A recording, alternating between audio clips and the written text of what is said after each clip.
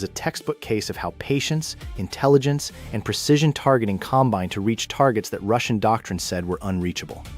This is the story of how Ukraine's rear area sanctuary evaporated in seconds. To understand what made this strike possible, you need to understand what an Iskander-M TEL actually represents. Each transporter erector launcher is not just a vehicle. It is the entire Russian theater ballistic missile system in mobile form. The TEL carries 2 Iskander-M missiles, each capable of striking targets up to 500 kilometers away with a circular error probable of under 5 meters. Each missile can deliver a conventional warhead of 710 kilograms, a submunitions dispenser, or a fuel-air explosive package capable of leveling city blocks. Russia fields the Iskander-M as its primary precision deep strike weapon against Ukrainian logistics hubs, command posts, and air defense systems. A single TEL costs approximately $200 million to produce and field ready.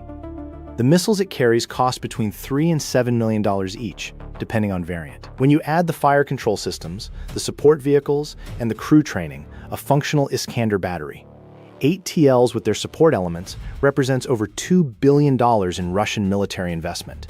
The vehicles are armored against small arms and shell fragments. They carry their own jamming systems.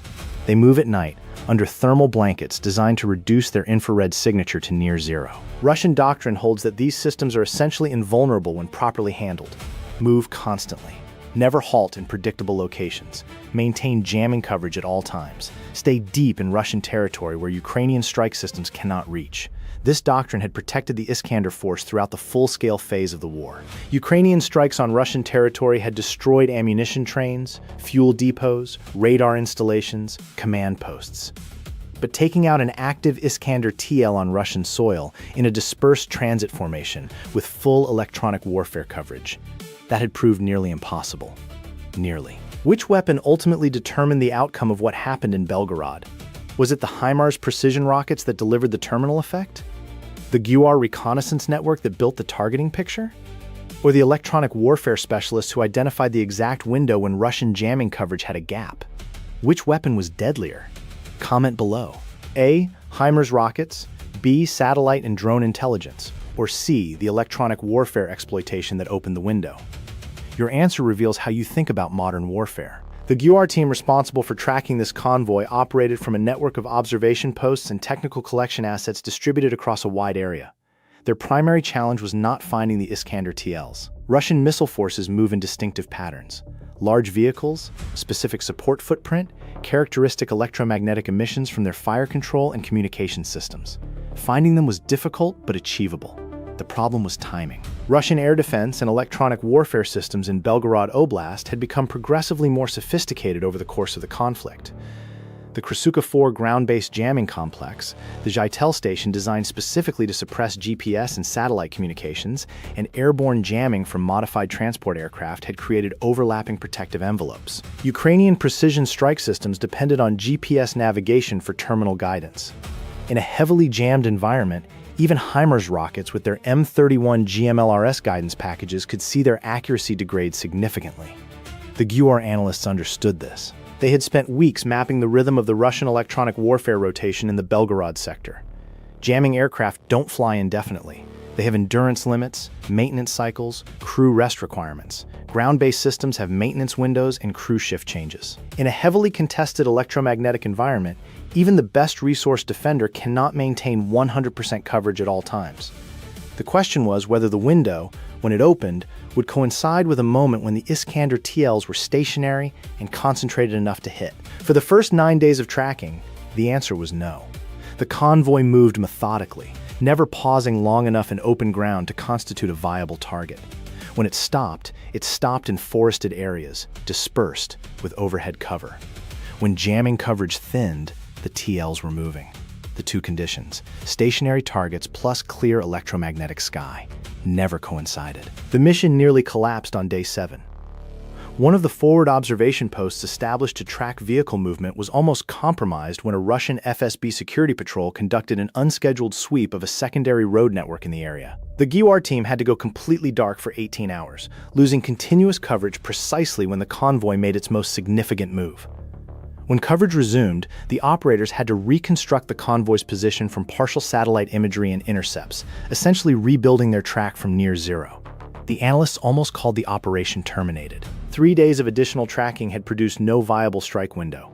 Resources were finite. Every day spent on this target was a day not spent on other missions. The recommendation to stand down went up the chain of command. It was rejected. The senior GUR officer overseeing the operation had seen something in the pattern that the junior analysts had missed. The convoy's routing was being constrained, not randomly, systematically. The TLs were avoiding specific roads, specific bridges, specific choke points. Someone in the Russian logistical system had updated the hazard maps for the Belgorod road network, probably after Ukrainian long-range drones had been observed in the area. The convoy was being pushed toward a narrowing corridor of routes deemed safe. At the end of that corridor was a bridge that Ukrainian engineering assessment, cross-referenced from 3 separate satellite passes over 4 weeks, showed was operating at the absolute edge of its weight rating. The bridge had been identified months earlier as a potential vulnerability. An 8-axle Iskander M-TEL at full combat load weighs approximately 42,000 kilograms. The bridge was rated, at its construction standards, for a maximum of 40,000 kilograms per axle group. Russian engineers presumably calculated it would hold. Perhaps they were right about the bridge itself. What they did not calculate was what would happen when 3 TLs attempted to cross in sequence, with the cumulative stress cycling the bridge structure with each passage. The first TEL crossed successfully. The second TEL was 3/4 across when the analysts watching the live drone feed saw something shift in the bridge's center span. Not a catastrophic failure, a fracture, a small one. Enough that when the bridge inspection sensor mounted on the support structure registered the anomaly, the Russian convoy commander ordered an immediate halt. The third TL was still on the near bank. The first TL was across, pulling off the road into a field 200 meters beyond the bridge. The second TL was on the bridge, stuck. The third TL, unable to proceed and unable to turn around on the narrow approach road, pulled off to the side. All 3 TLs were now stationary. The first and third were in open terrain. The second was on a fixed structure. And the convoy had been stopped for less than 4 minutes when the GUR team's network of sensors registered the cessation of movement and immediately began calculating whether the current jamming environment permitted a strike call. Stay with me. What happens in the next 18 minutes destroys Russia's rear area confidence completely. The electronic warfare picture at that moment was close to ideal. The primary Russian airborne jamming platform operating in the sector had rotated off station approximately 40 minutes earlier. The ground-based Krasuka 4 system at the primary site had been shut down for a maintenance window that the GUR analysts had predicted, based on its operational pattern, would last between 60 and 90 minutes. A secondary ground jamming station remained active, but its coverage had a geometric gap, a shadow zone created by terrain features, that affected the approach corridor from a specific direction. The HIMARS battery assigned to support this operation had been pre-positioned, not for this specific target. The exact location of the convoy halt was unknown until it happened, but the GUR HIMARS integration developed over the course of the war meant that targeting data could be transmitted, verified, and loaded into firing solutions within minutes of acquisition. The battery was within range. The M31 GMLRS rockets in the launchers were the Block 1A guidance variant, with GPS and inertial navigation backup designed specifically to maintain accuracy in degraded GPS environments. The convoy had been stationary for 7 minutes when the first targeting package was transmitted. It took 4 minutes to verify the grid coordinates against satellite imagery, 2 minutes to load the fire mission. The TEL crews, somewhere in that staging field under their thermal blankets, had been stopped for 13 minutes. HIMARS coordinates locked, 6 rockets in the air, impact in 47 seconds. The M31 GMLRS rocket is not a large munition by the standards of conventional artillery. It carries a 90-kilogram unitary warhead, significantly smaller than a large aircraft bomb or a cruise missile payload. What makes it devastatingly effective against hard military targets is precision. With a circular error probable of under 1 meter against a GPS-surveyed point target, the rocket delivers its entire explosive effect exactly where it is aimed. Against a stationary Iskander M TEL, 1 meter of accuracy means the warhead strikes the vehicle, not the field around it. The first 2 rockets of the 6-rocket salvo targeted the TEL in the open field east of the bridge. Pre-calculated impact coordinates. The thermal blanket covering the vehicle was essentially irrelevant. The targeting solution was built on GPS coordinates confirmed by multiple sensor feeds, not on real-time thermal or optical targeting. The blanket was designed to reduce detection probability during movement, not to protect against a guided munition already in flight. The 3rd and 4th rockets targeted the TEL on the western bank, still on the approach road, boxed in by terrain. The 5th and 6th rockets targeted the bridge itself, specifically the center span where the fracture had been observed. How many vehicles did Ukraine destroy in the immediate strike? Was it A, 2 T-Hells, B, all 3 T-Hells including the one across the bridge, or C, 3 T-Hells plus multiple support vehicles? The answer comes at the end. Keep watching. The first 2 rockets impacted within 3 seconds of each other. The unitary warheads of M31 rockets are designed to penetrate before detonating, a slight delay that drives the explosive effect into the vehicle structure rather than detonating against the surface armor. The Iskander-M TEL carries its missiles in a sealed launch container, but the vehicle itself is not a fortified structure. It is a sophisticated piece of engineering optimized for mobility and fire control, not survivability against direct weapons effects. The fuel tanks of a TEL under combat load contain approximately 12,000 liters of diesel for the drive system and additional propellant-adjacent compounds in the missile preparation systems. When a 90-kilogram warhead detonates inside a vehicle carrying that volume of combustible material, the secondary explosion is the dominant damage mechanism. The first TEL ceased to exist as a functional system in approximately 2 seconds. The 3rd and 4th rockets struck the second TEL on the approach road 91 seconds after the first impacts, the time required for the slightly different trajectory to reach the closer target. The effect was similar. Different vehicle, different orientation, identical outcome. The 5th and 6th rockets struck the bridge center span.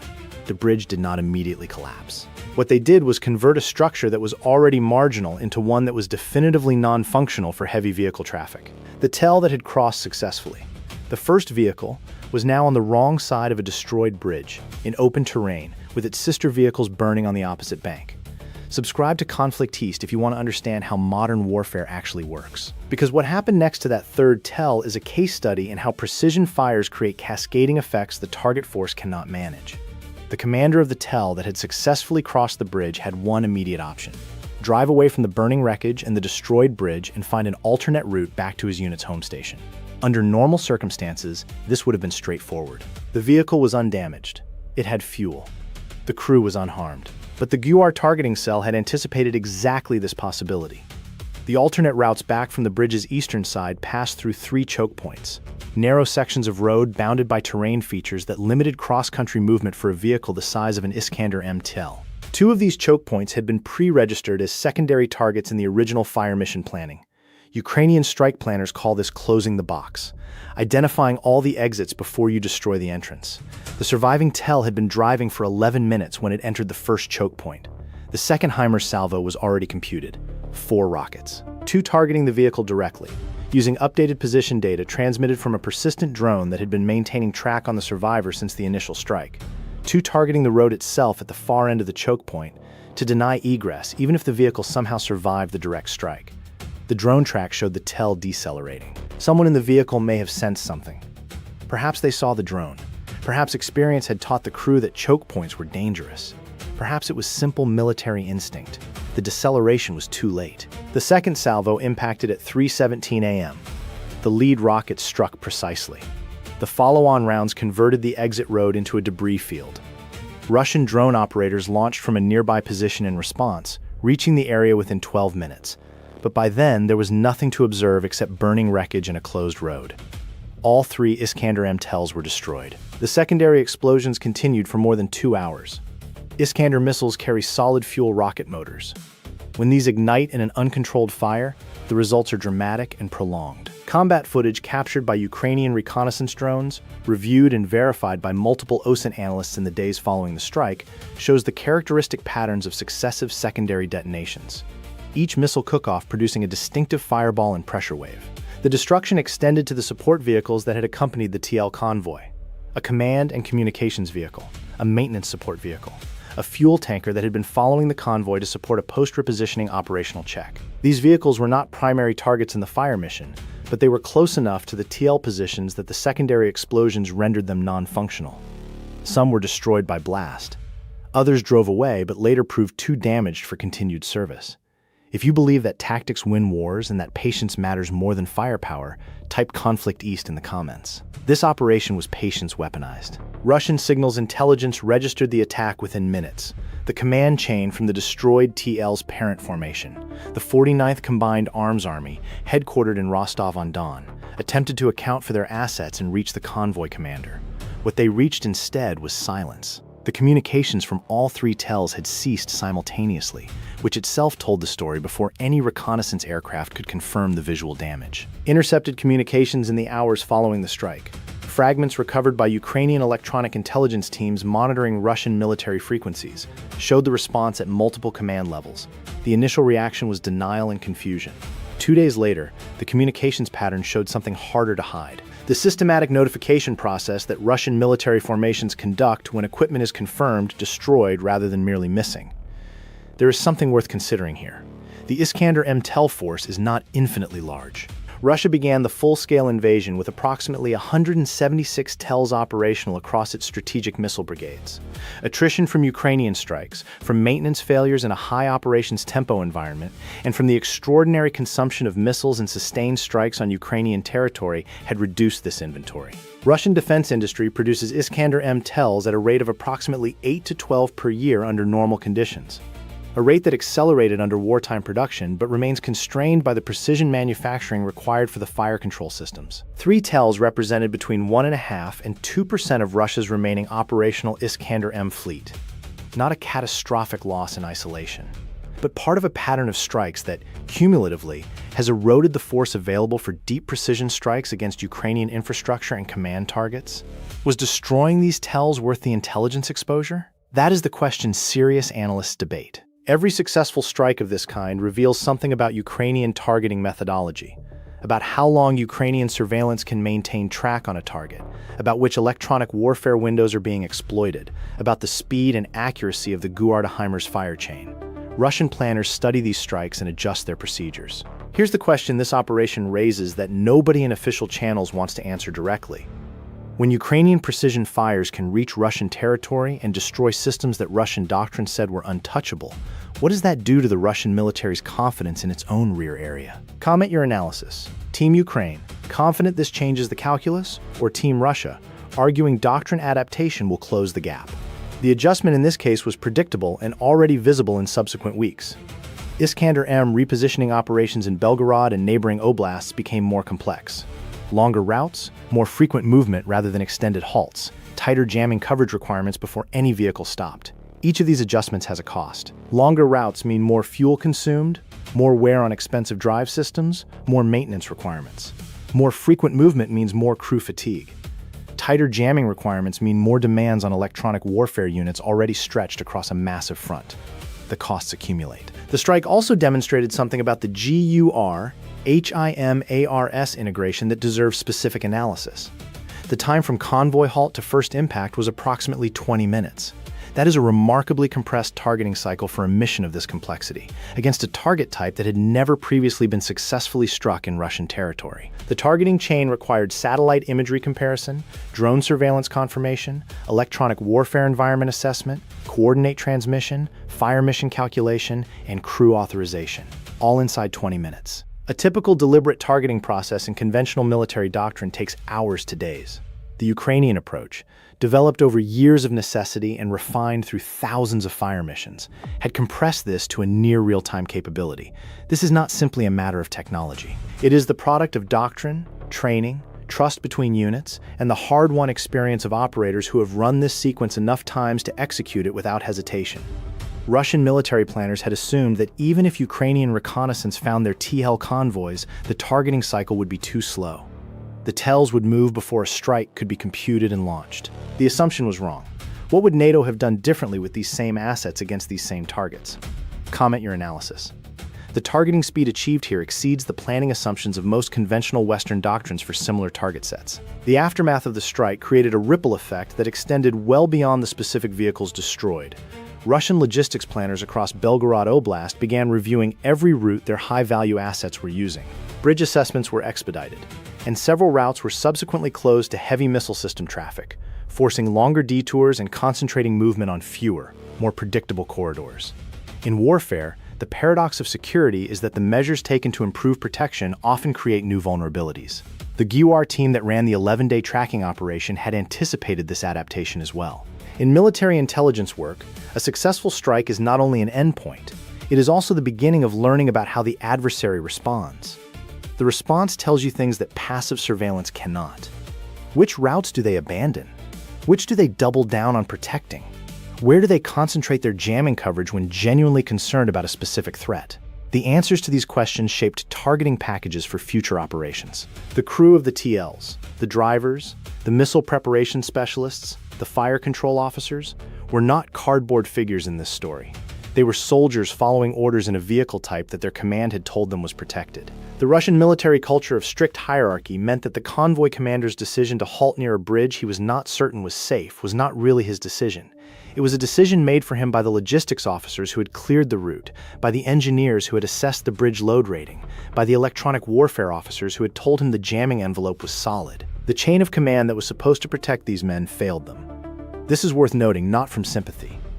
The Iskander-M missiles these vehicles carried had been used to strike Ukrainian cities, to target apartment buildings and hospital infrastructure, to kill Ukrainian civilians who had nothing to do with military operations. The system being destroyed was a system of killing. The men operating it had chosen to operate it. But understanding why they were in that field at 3 a.m. under thermal blankets, convinced they were invisible, requires understanding the systemic failures of the Russian military that put them there. Overconfidence in doctrine, underestimation of Ukrainian intelligence capabilities, rigid hierarchical decision-making that prevented field commanders from adapting to actual conditions. These failures are not new. They have characterized Russian military operations since the beginning of the full-scale invasion. They persist because the culture that produces them resists the kind of honest institutional learning that would require acknowledging failures at senior levels. The colonel who cleared the bridge route was not going to write an after-action report, concluding that his assessment was inadequate. The general who believed the jamming envelope was impenetrable was not going to brief his superiors on how Ukrainian operators had identified and exploited its gaps. The denial propagates up the chain. The vulnerabilities remain uncorrected. The strikes continue. Here is the engagement question that gets to the heart of this. Would you have pressed forward with this operation on day 7 when stand-down was recommended, or would you have called the mission and reallocated assets? The GUR officer who rejected the stand-down recommendation was betting 11 days of work and significant resources on a window that might never open. Comment yes to press forward or no to reallocate. What does your instinct say? The technical lessons from this strike are several and consequential. First, thermal blankets do not protect against GPS-guided munitions that do not require optical or infrared acquisition of the target. This seems obvious in retrospect, but Russian doctrine on concealment had been developed against threats that required active terminal targeting. The M31 GMLRS uses preloaded GPS coordinates. The thermal blanket was irrelevant from the moment the coordinates were confirmed. Second, electronic warfare protection is only as strong as its consistency. The rotation schedule for Russian jamming aircraft, built on operational endurance requirements and crew rest regulations that could not simply be waived, created predictable gaps. The GUR analysts exploited the predictability, not any specific vulnerability in the jamming technology itself. Scheduled operations can always be scheduled against. Third, bridge constraints create targeting opportunities. The engineering limitations of Soviet-era bridge infrastructure in the border oblasts are not secret. They are documented in public engineering surveys, in satellite imagery analysis, in decades of Russian road and logistics planning. Ukrainian analysts understood which bridges could and could not support heavy missile system traffic before any convoy ever approached them.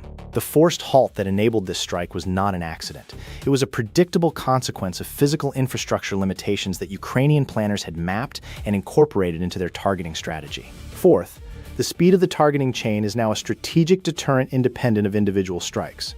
Every Russian high-value asset commander in territory potentially reachable by Ukrainian precision fires now operates with the knowledge that a stationary halt of more than 15 minutes constitutes a tactical risk. This behavioral modification, the anxiety that prevents commanders from stopping, from resting, from conducting proper pre-launch checks, degrades operational effectiveness in ways that are difficult to quantify but real in their effects. The field outside Belgorod is quiet now. The twisted wreckage of 3 Iskander-M transporter erector launchers has been photographed from above, analyzed by intelligence agencies, argued about in defense ministries from Washington to Warsaw. The secondary craters where the solid fuel motors burned through the vehicle frames mark a field that will eventually return to agricultural use. But the lesson encoded in that wreckage will outlast the rust. Russian doctrine said these vehicles were safe. Ukrainian patience, intelligence, and precision fires proved otherwise. The rear area sanctuary that Russia had assumed for its most expensive strategic systems no longer exists. Every TEL commander knows it. Every Russian logistics officer knows it. Every defense minister watching the war knows it. Modern warfare does not respect the assumptions built into doctrine when those assumptions were formed. It respects only what actually works. And what worked in Belgorod was the 11-day patience of a GUR cell, the analytical rigor of operators who mapped an electronic warfare rotation schedule and found its gap, and the 37-kilometer shot from a HIMARS battery that delivered 6 rockets with 1-meter accuracy to GPS coordinates no thermal blanket could protect. Now for the answer to the tactical quiz from earlier in the video. How many vehicles did Ukraine destroy in the immediate strike and its follow-on? The answer is B, all 3 T-Hells, including the one that had crossed the bridge. The first and third T-Hells were destroyed in the initial 6-rocket salvo. The second T-Hell, which had crossed the bridge successfully and was believed by its crew to have escaped, was tracked by a persistent GUR drone and destroyed in a follow-on 4-rocket salvo 11 minutes after the first strike. The bridge itself was rendered non-functional by 2 of the initial rockets: support vehicles, the command vehicle, maintenance support, and fuel tanker were destroyed or severely damaged by secondary explosions from the TL cook-offs. Total immediate losses: 3 Iskander M-TELs, their carried missiles, and 4 support vehicles. Dollar value of destroyed equipment: approximately $650 million in TELs alone, before missile and support vehicle replacement costs. The A option, 2 T-Hells, was what Russian command initially reported internally before confirming the third vehicle's loss. If you chose A, you were thinking like a Russian logistics officer in denial. If you chose B, you read the operation correctly. If you chose C3TLs plus multiple support vehicles, you were technically right about the support vehicles, but wrong about needing to count them separately. The T-Hells were the strategic prize. 3 questions for the analysts watching this. Was the 11-day investment in tracking this convoy, the resources, the exposed assets, the near abandonment on day 7, the right allocation of GUR intelligence capacity? Or would those same assets have produced greater cumulative impact applied across multiple smaller targets? Could the Russian escort and security detachment accompanying the convoy have prevented this outcome if they had understood the electronic warfare gap their own jamming rotation created? Or is the gap structurally unavoidable given the physical constraints of jamming aircraft endurance? And the hardest question, what would you have done, commanding the third T-Hell that had crossed the bridge successfully when you heard the explosions behind you and knew your sisters were burning? Drive for the alternate route and bet your life on the road being clear? Stay hidden and hope the drone overhead was targeting someone else? The choice had to be made in seconds, with no reliable information, under fire. Every tactical decision in this war gets made under exactly that kind of pressure. That is what makes the patience and analytical rigor of the GUR operators, who made their decisions over 11 days with full information and clear planning, so decisive. Patience defeated speed. Analysis defeated doctrine. Precision defeated concealment. Subscribe to Conflict East, because we break down the battles that textbooks will study for decades. Hit the bell so you do not miss what comes next, because the next Ukrainian strike in the series we are tracking makes this one look like a warm-up. The staging field near Belgorod is quiet now, but the wrecks remain. Silent reminders that modern warfare punishes tactical mistakes without mercy, and that no doctrine survives contact with an adversary who has the patience to find its gaps. Stay vigilant. Real battles, real tactics, real consequences. Conflict East. Registered coordinates. Drone surveillance. No escape route. This wasn't a battle. It was a message, delivered 1,200 kilometers behind the front lines to a fleet that thought it was untouchable. The Baltic Sea. Russia's Kaliningrad exclave. The port of Baltiisk. Home base of the Russian Baltic Fleet. A heavily defended installation ringed with coastal radar arrays, anti-aircraft batteries, and layered electronic warfare systems. Moscow's admirals had watched Ukraine dismantle the Black Sea Fleet piece by piece. They'd lost the Moskva. They'd lost the Saratov. They'd watched their flagship burn and sink in waters they'd considered sovereign since the Soviet era. But Baltiisk? Baltiisk was different. Baltiisk was unreachable. Or so they believed. What arrived at Baltiisk's pier was not a missile, not an airstrike. It was something more precise, more unsettling, and harder to dismiss. A Ukrainian naval drone that had traveled over 1,000 kilometers through hostile waters, threaded past coastal radar installations, navigated around patrol boats, and reached the berth of a Starogashchi-class corvette, a warship Russia counted among its most modern surface combatants, and detonated exactly where it was aimed. The explosion at Baltiisk didn't just damage a corvette. It destroyed the last myth of Russian naval sanctuary. And the intercepted panic on Fleet HQ radio told the full story. Because officers weren't asking how the drone got through. They were asking whether more were still in the water. I'm your host at Conflict East, where we analyze the battles that change wars. Today we're breaking down how Ukraine's military intelligence directorate reached into the heart of Russia's Baltic fleet home port and turned strategic geography into a weapon. This was not improvisation. This was months of preparation, signals intelligence, hydrographic mapping, and a fundamental rethinking of what a naval drone can do when the engineers stop asking, how far can it travel, and start asking, what can it find when it arrives? To understand why Baltic mattered, you need to understand the geometry of Russia's naval panic. After Ukraine's drone campaign effectively neutralized large portions of the Black Sea Fleet, forcing Russia to pull its major surface combatants from Sevastopol, relocate them to Novorossiysk, and eventually limit their operational freedom entirely. Moscow's naval commanders started treating the Baltic as a sanctuary.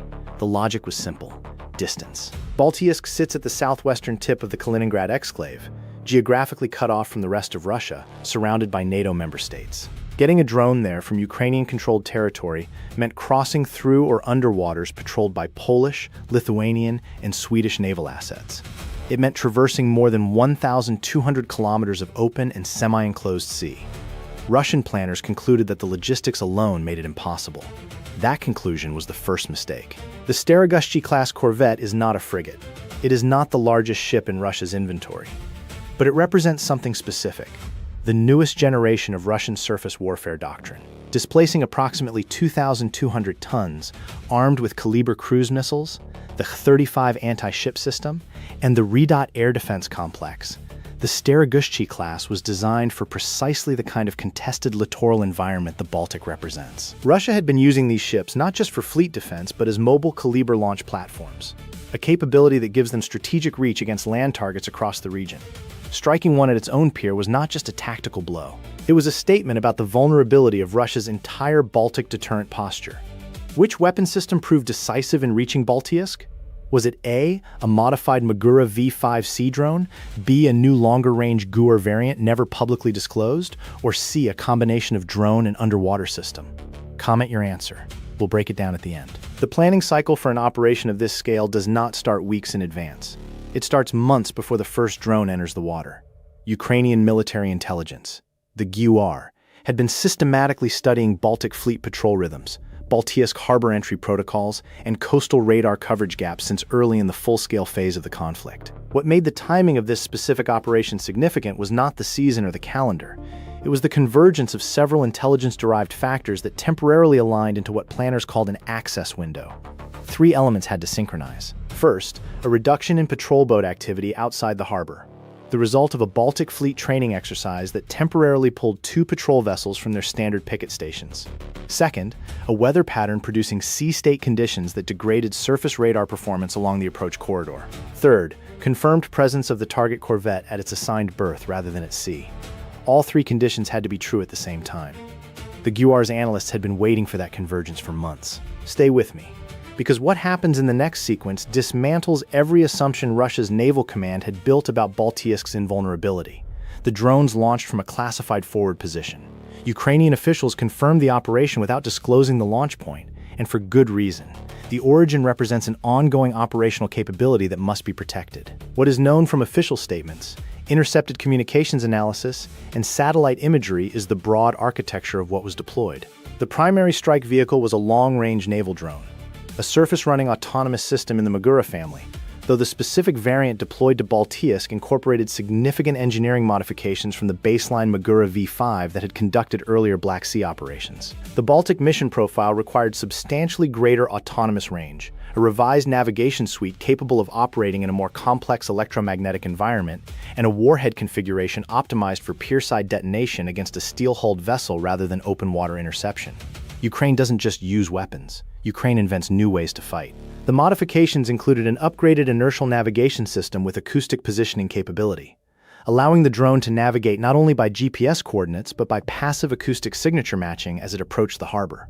This was critical because Baltiysk's approach channels are subject to significant GPS jamming from Russian electronic warfare systems installed throughout Kaliningrad.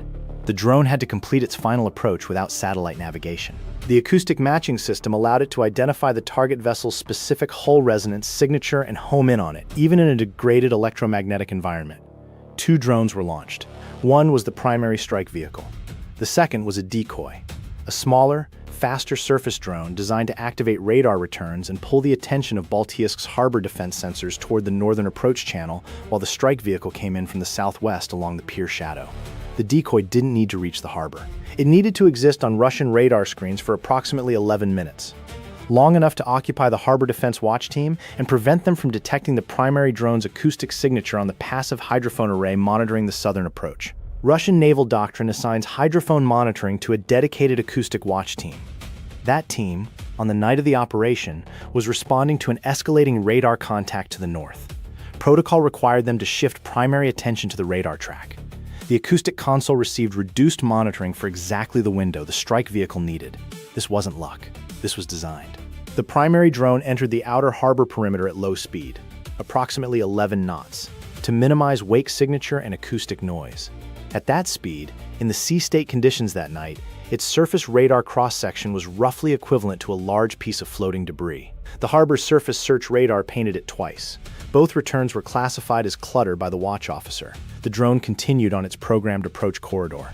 At approximately 340 meters from the corvette's berth, the acoustic navigation system acquired the target vessel's hull signature.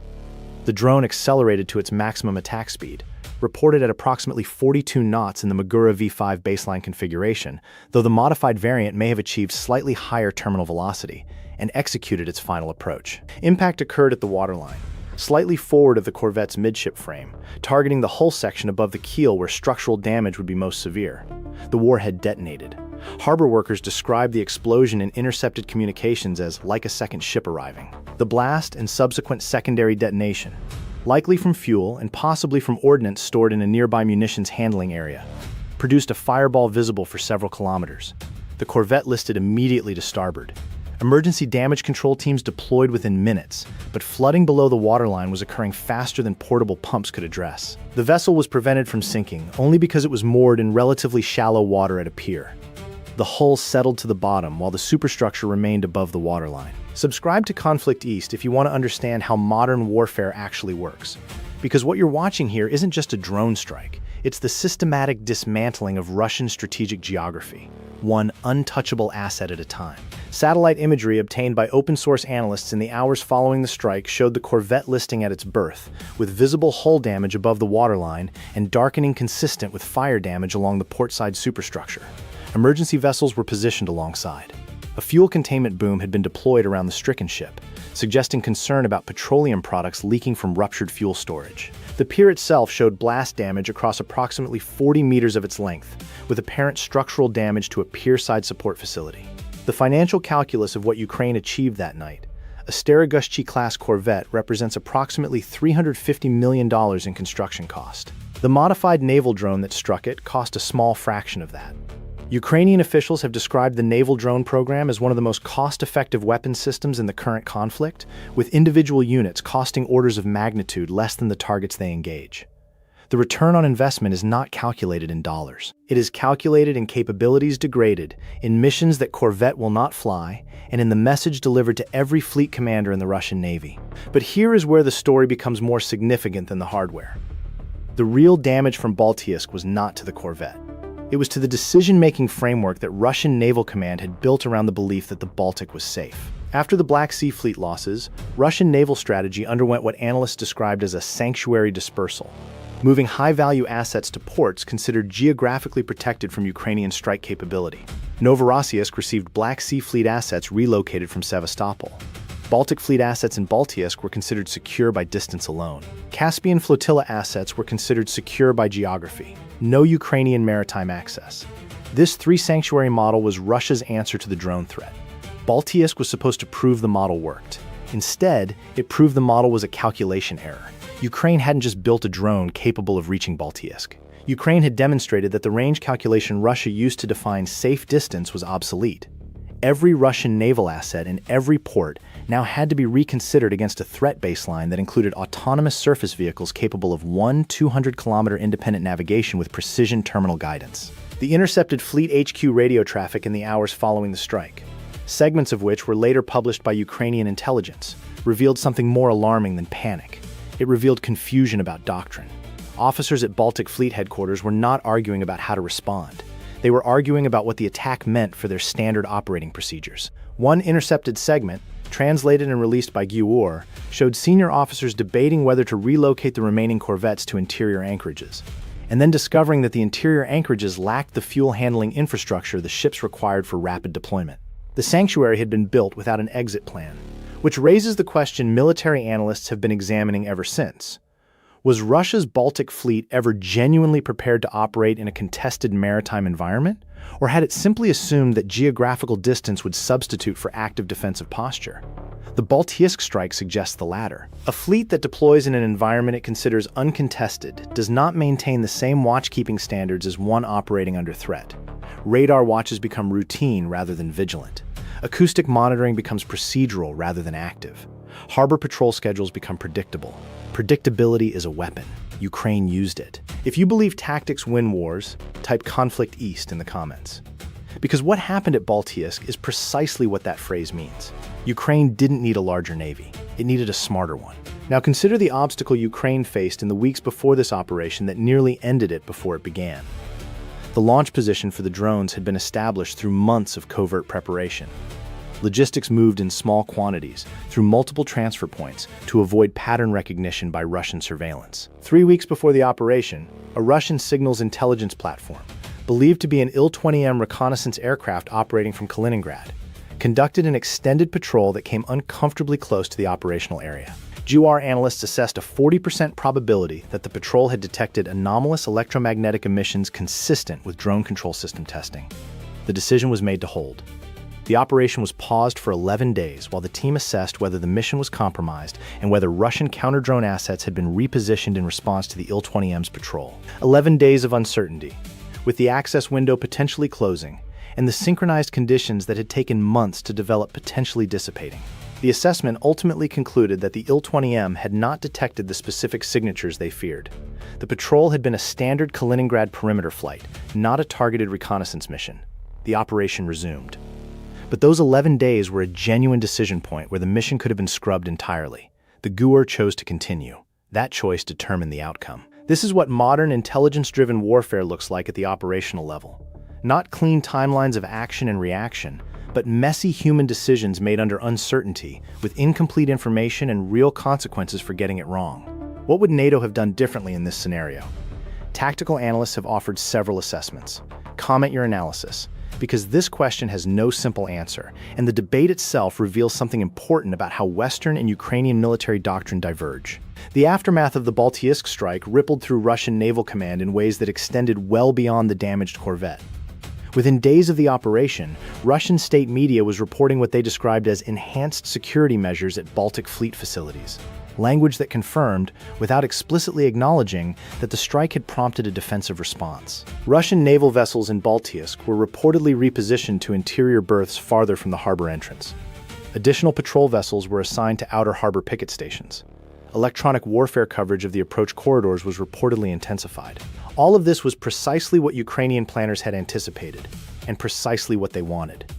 Because enhanced defensive posturing at Baltic means resources drawn away from other missions. Patrol vessels assigned to harbor defense are not available for Baltic Sea surface operations. Electronic warfare assets committed to harbor protection are not available for broader fleet support. The Baltic strike didn't just damage one corvette. It changed the operational calculus of an entire fleet. Ukrainian General Staff reports noted the strategic significance explicitly.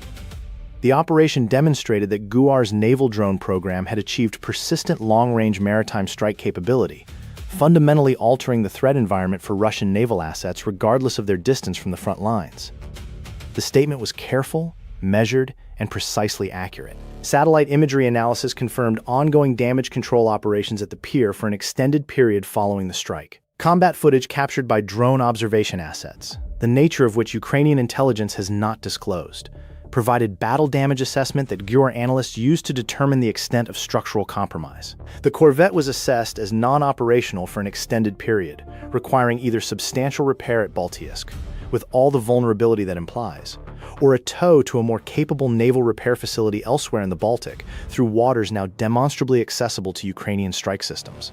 Russia had no good options. Either choice confirmed the drone's effect. The crew of the Staroguzhchi-class corvette, approximately 100 personnel for a vessel of this class, were reportedly ashore at the time of the strike, consistent with standard practice for a ship at pier during non-alert status. Ukrainian sources reported no significant crew casualties, which GUR described as consistent with the operation's intent. The target was the ship's operational capability, not its personnel. Ukraine striking military hardware while Russia bombs civilian hospitals and apartment buildings. The moral contrast wrote itself into the battle damage assessment. The drone operators who executed this mission will not be publicly identified. Their names will not appear in press releases. But what they achieved that night, threading a modified autonomous surface vehicle through 1,200 kilometers of hostile waters, navigating past electronic warfare systems, defeating acoustic monitoring through misdirection, and placing a warhead precisely against a warship's hull at its own pier, is operational execution that naval warfare specialists will study for years. 0 casualties in the drone operations team. The target struck, the sanctuary myth destroyed. The lessons from Baltic are clear, and they reach well beyond this single operation. The first lesson: distance is not a substitute for active defense. Russia's Baltic fleet operated under an assumption that geography made Baltic safe. That assumption was never tested. When it was tested, it failed immediately. Any military force that bases its force protection on an untested geographic assumption is building security on a foundation it has never stress-tested. The second lesson: the decoy drone was as important as the strike drone. The two-vehicle approach, one to generate radar attention, one to execute the strike, reflects a fundamental principle of modern electronic warfare.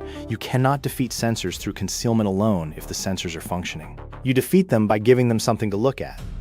The Baltic operation worked not because the strike drone was invisible, but because Russian radar operators were looking in the wrong direction when it mattered. The third lesson: operational security windows close.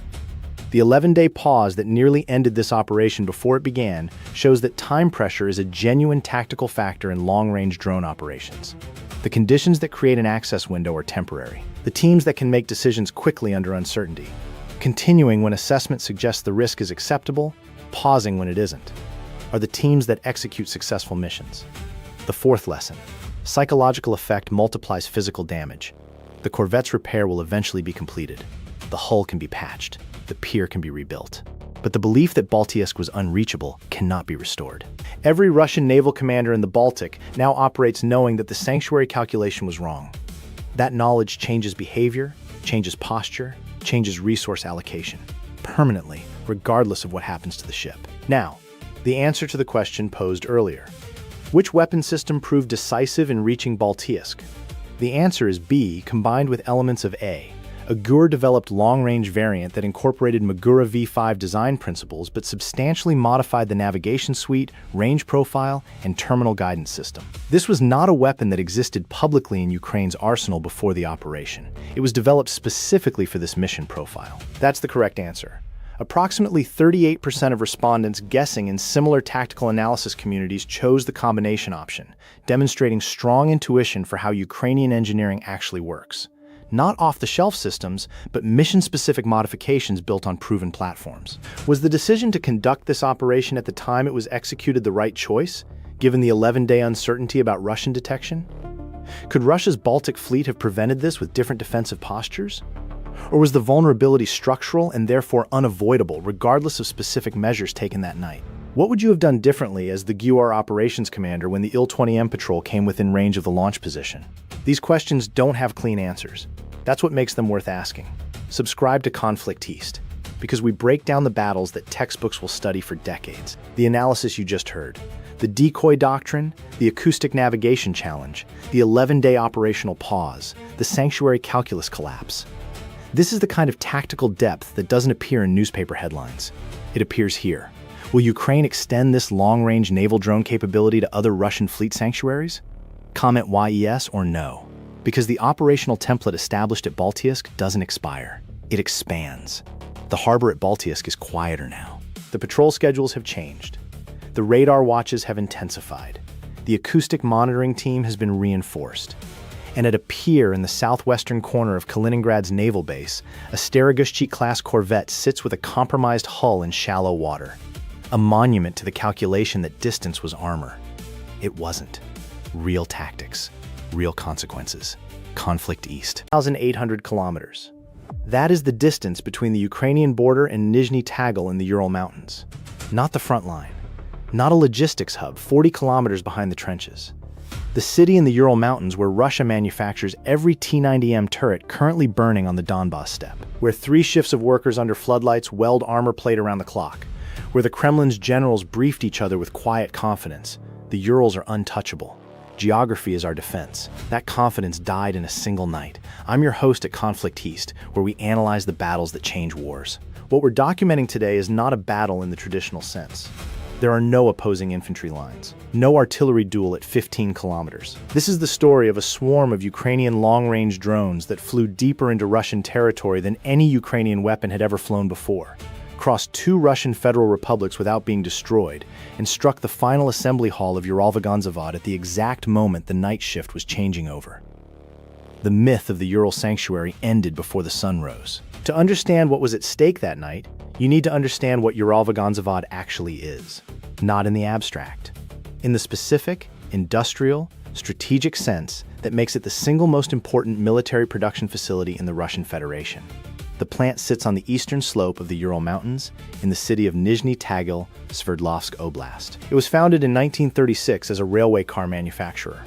During the Second World War, Soviet authorities converted it to tank production inside 48 hours after Germany invaded. By the time the war ended, Uralvagonzavod had produced more than 35,000 tanks. It built the armor that rolled into Berlin. After the Soviet collapse, the plant shrank. Orders dried up. Workers went unpaid. But the facility survived.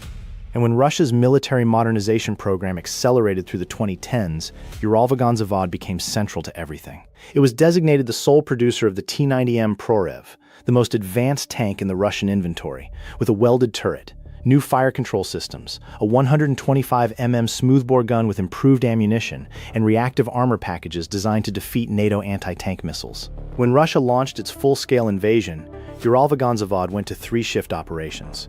Production targets were raised. The facility's output directly determined how quickly Russia could replace the tanks it was losing on the front line. Ukrainian intelligence estimated that every single T-90M arriving in Donbas rolled out of the Nizhny Tagil plant. Destroy the plant. Slow the entire Russian armor replacement pipeline. The logic was simple. The execution was something else entirely. Which weapon could threaten a target 1,800 kilometers inside Russia? Before you answer, consider this. A HIMARS precision rockets, B-Storm Shadow cruise missiles, C long-range Ukrainian-developed drones. Which system made the Nizhny Tagil strike possible? Comment below. Ukrainian military planners had been studying Uralvagonzavod for a long time before the strike.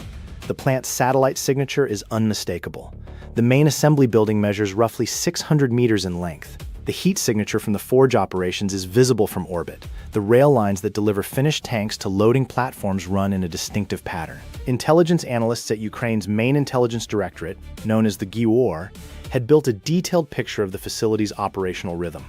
Shift changes, supply deliveries, security patrol intervals. The location of the final assembly hall relative to the administrative buildings, which Ukrainian planners explicitly wanted to avoid. The goal was not mass casualties. The goal was precision destruction of production infrastructure. 3 months of preparatory surveillance, thermal imaging from commercial satellites, signal intelligence from the area's communication networks, cross-referenced with accounts from individuals with knowledge of the plant's layout. The picture that emerged was detailed enough to plan a strike. But the problem was not targeting. The problem was delivery. The Ukrainian Air Force's longest-range organic strike option at the time was the Storm Shadow cruise missile, supplied by the United Kingdom, with a range of approximately 250 kilometers. That puts Nizhny Tagil approximately 1,550 kilometers beyond its maximum reach. HIMARS, the American M142 rocket artillery system that had reshaped the front line, fires GMLRS rockets to a maximum of 80 kilometers and ATACMS ballistic missiles to approximately 300 kilometers. Still more than 1,500 kilometers short. Stay with me. Because what happens next reveals the weapon system that the GUR had been quietly developing for 18 months, and what it was capable of when it finally launched. The answer was drones. Not the commercial quadcopters that FPV operators fly against infantry. Not even the Shahed 136 pattern one-way attack drones that Russia had been using in swarm attacks against Ukrainian cities. Something different. Ukraine had been developing a family of long-range one-way attack drones under classified programs that became publicly known only through their operational results. By the time of the Nizhny Tagil strike, Ukrainian engineers had produced a platform with a range exceeding 1,500 kilometers, a cruising altitude that could be adjusted between low-level terrain following and higher transit profiles, a small radar cross-section achieved through composite construction and reduced metal content, and a warhead sufficient to cause serious structural damage to industrial equipment. These were not mass-produced in enormous quantities. Each airframe represented months of engineering work, precision manufacturing, and careful quality control.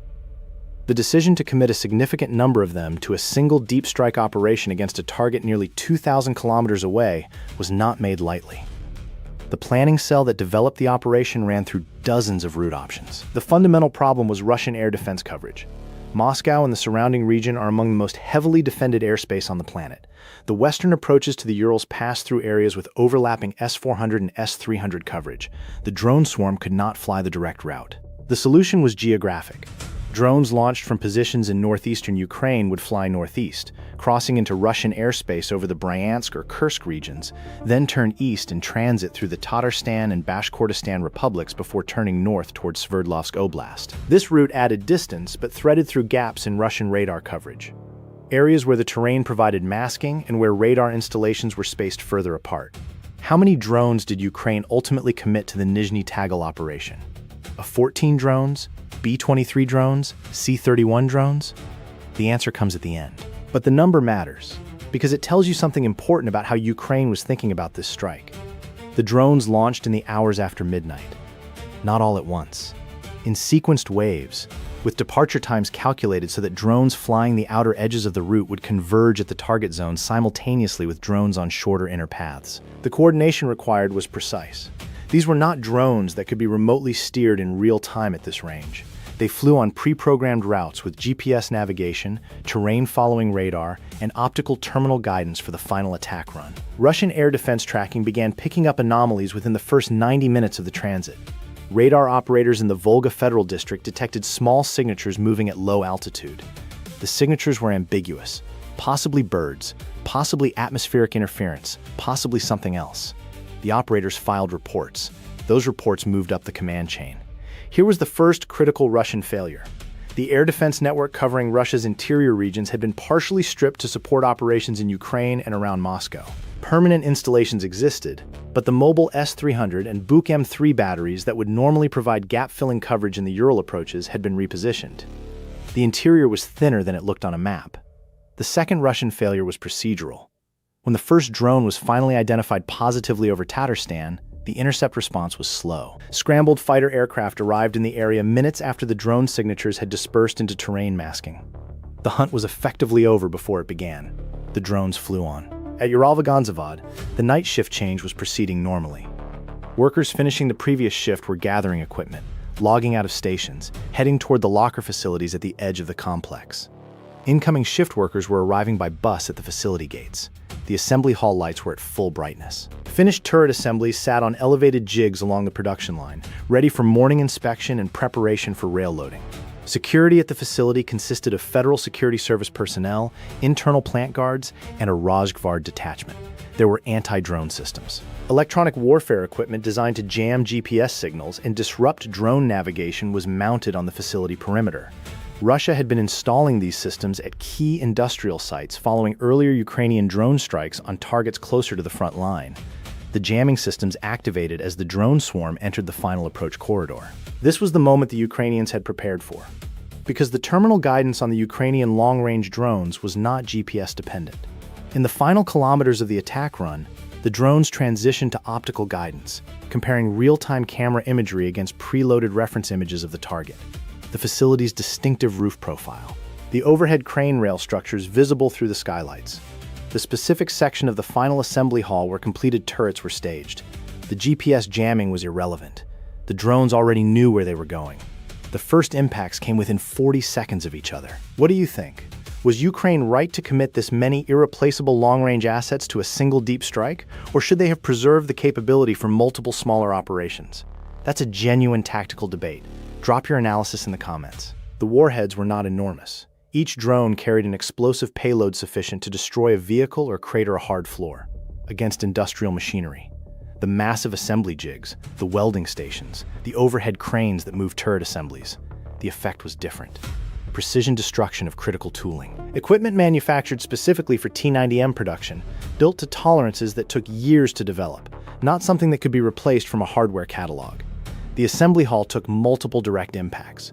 Combat footage later verified by open-source intelligence analysts showed structural damage to the roof section above the primary assembly bays. Thermal imagery from the hours after the strike showed heat signatures consistent with multiple fires burning inside the building. At least 2 completed turret assemblies were confirmed destroyed before they could be moved. Russian emergency services responded within minutes. The Rajgvard detachment went into full lockdown. Workers who had been in the shift change area were moved away from the complex. The fires burned for several hours before they were brought under control. And here is where the Kremlin faced something worse than industrial damage. Subscribe to Conflict East if you want to understand how modern warfare actually works. Because what happened next in the information space was as significant as what happened in the assembly hall. Russian state media's first response was silence. The strike happened. The fires burned. Workers saw them. The emergency response was visible. And for the first hours, official Russian channels said nothing. No task bulletin, no Ministry of Defense statement, nothing from the regional governor's office in Sverdlovsk Oblast. That silence was itself a signal. Russian state media moves quickly to deny or minimize Ukrainian strikes when it can. When it goes quiet, experienced observers know the damage is real and significant enough that denial would be immediately contradicted by too many witnesses. Then the videos started appearing on Russian social media. Workers at the facility, or people who claim to be workers, sharing footage of smoke columns above the main buildings. Messages in local Telegram channels describing the strike. Photographs of emergency vehicles clustered at the gates. The Russian government could not suppress what 40,000 people in Nizhny Tagil had seen in the sky. The official Russian statement, when it finally came, acknowledged a drone attack on an industrial facility in Sverdlovsk Oblast. It described the attack as a terrorist act. It claimed that air defense systems had intercepted the majority of the drones. It said that damage was minimal and production would continue. Ukrainian intelligence had anticipated this statement almost word for word. The GUR published its own assessment within 24 hours, including satellite imagery of the facility taken after the strike, showing structural changes in the assembly hall roofline and the emergency vehicle concentration at the site. By morning, Russian military bloggers, the semi-official commentator ecosystem that often carries information state media cannot, were reporting what their sources inside the region were telling them. The damage was not minimal. Multiple assembly jigs had been destroyed. The primary overhead crane in the final assembly bay was inoperative. The production line had stopped. For how long, no one outside the facility knew with certainty. Ukrainian sources estimated that complete repairs would require months.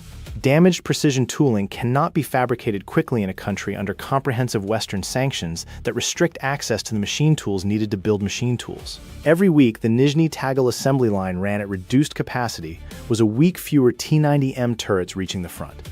This was the strategic logic of the operation, not to win a single battle, to slow the entire Russian industrial capacity to replace what Ukraine was destroying on the ground. If you believe tactics win wars, type Conflict East in the comments. The aftermath stretched beyond the physical damage. 3 days after the strike, the governor of Sverdlovsk Oblast held a press conference and spoke about the resilience of Ural industrial workers. He did not mention production numbers. He did not say when the assembly line would resume. He spoke of Ural spirit and historical strength. Russian military bloggers were less diplomatic. Several of the most widely read accounts published analyses describing the strike as a catastrophic intelligence failure. The drones had crossed 2 Russian federal republics. They had flown for hours. They had approached the Urals. And the intercept response had been inadequate. The recriminations inside the Russian security establishment were visible from the outside through telegram posts and the reassignment of several officials connected to the air defense networks in the affected regions. 2 regional air defense commanders were reportedly relieved of their positions within the weeks following the strike, according to Ukrainian intelligence sources citing intercepted communications. Russia began announcing accelerated deployment of additional air defense systems to protect interior industrial facilities. S-400 batteries were repositioned. Short-range systems were installed at Uralvagonzavod itself. Electronic warfare coverage was expanded. All of this was expensive. All of it diverted air defense resources that Russia had been using elsewhere. What would NATO have done differently with the targeting and routing of this strike? Think about the layered defense problem and the 800-kilometer range requirement. Comment your analysis below. The lessons of the Nizhny Tagil strike operate on several levels, and Conflict East has been tracking all of them since the operation. At the tactical level, the strike showed that Ukrainian drone engineers had solved the long-range precision delivery problem in a way that Russian GPS jamming could not counter. The shift to optical terminal guidance in the final attack run was not a minor technical detail. It was the key that unlocked the Ural sanctuary. Every Russian industrial facility that had assumed GPS jamming would protect it had to reconsider that assumption. At the operational level, the strike showed that Ukrainian planners were thinking about the conflict in industrial terms. The goal was not dramatic footage of a tank exploding.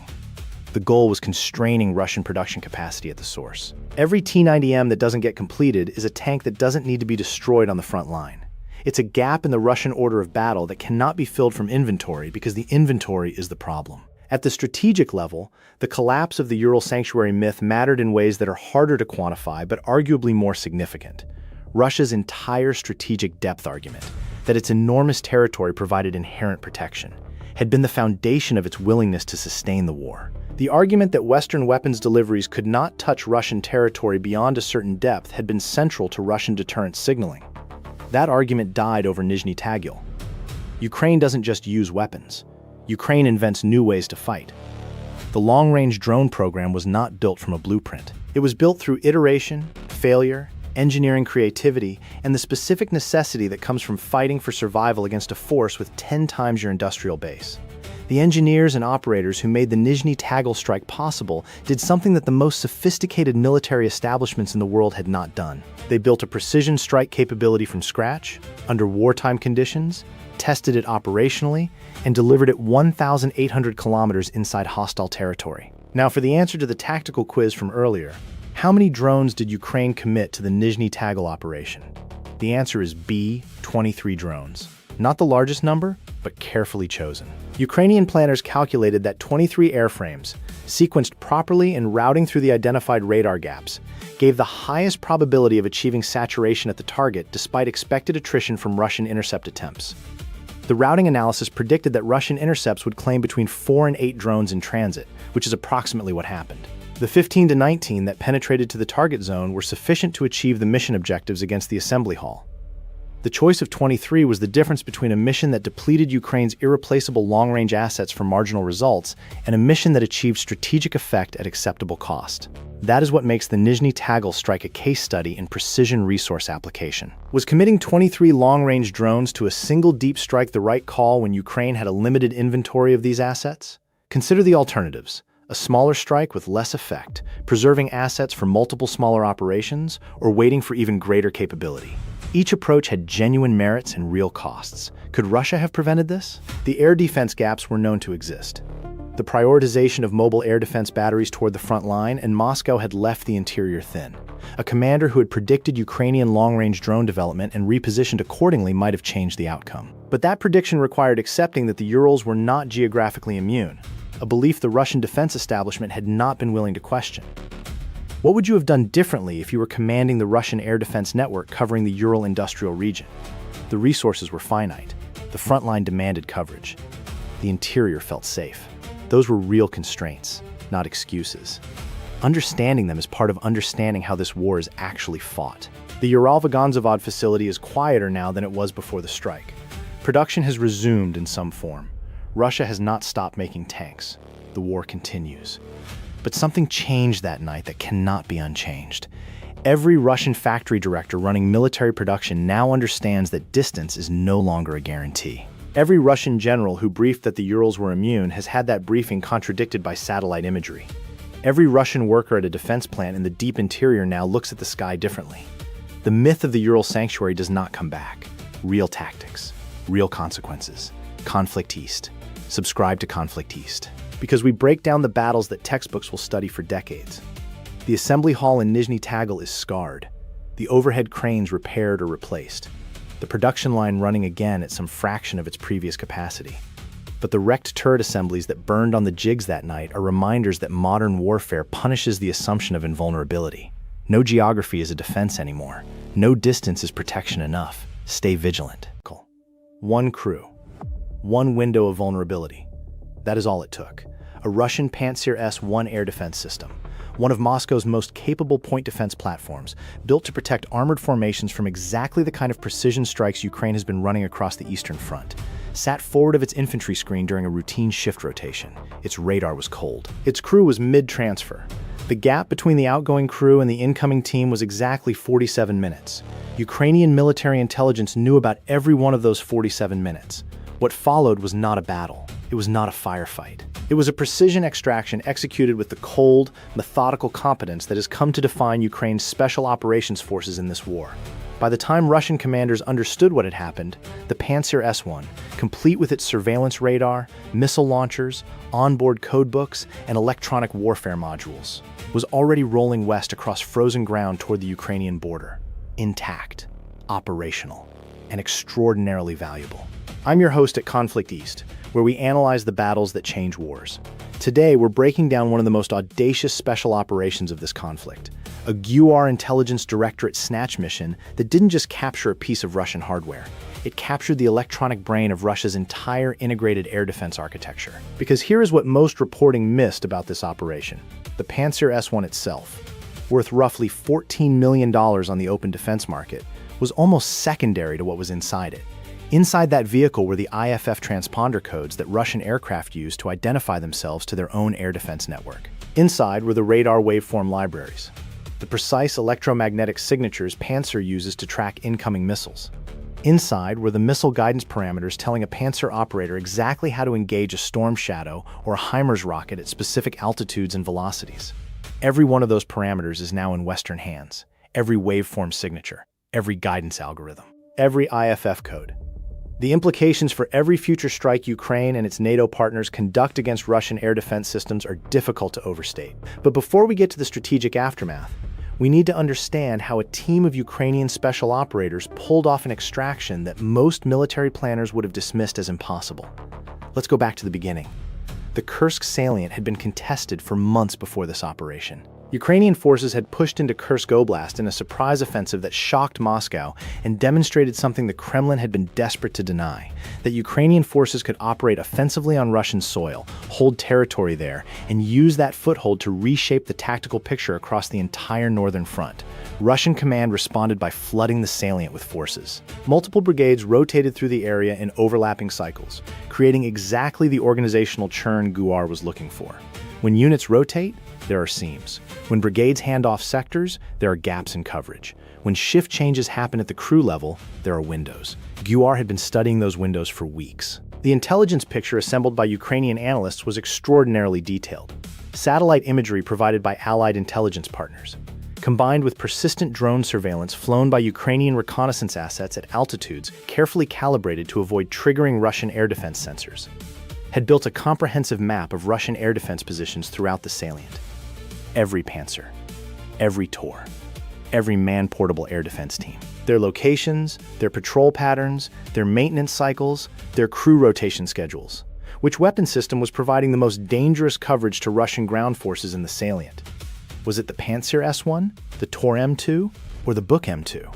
Which platform posed the greatest threat to Ukrainian air assets operating in support of the operation?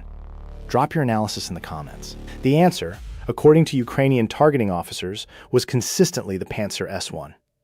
The system's dual-mode engagement capability, radar-guided missiles combined with a 30mm autocannon for close-in defense, made it the most versatile threat in the Russian inventory against the low-altitude drone operations Ukraine depends on. Every Pantsir destroyed or captured degraded the coverage umbrella protecting Russian ground forces. Capturing one intact was a different proposition entirely. The specific Pantsir S-1 targeted by this operation had been positioned approximately 4 kilometers forward of the nearest Russian infantry positions, in a tree line flanking a secondary road that Russian logistics convoys used during nighttime resupply runs. Its forward positioning was a deliberate Russian tactical choice, keeping air defense assets close to the forces they protected rather than buried deeper in the rear where Ukrainian deep strikes were more frequent. That choice created the vulnerability.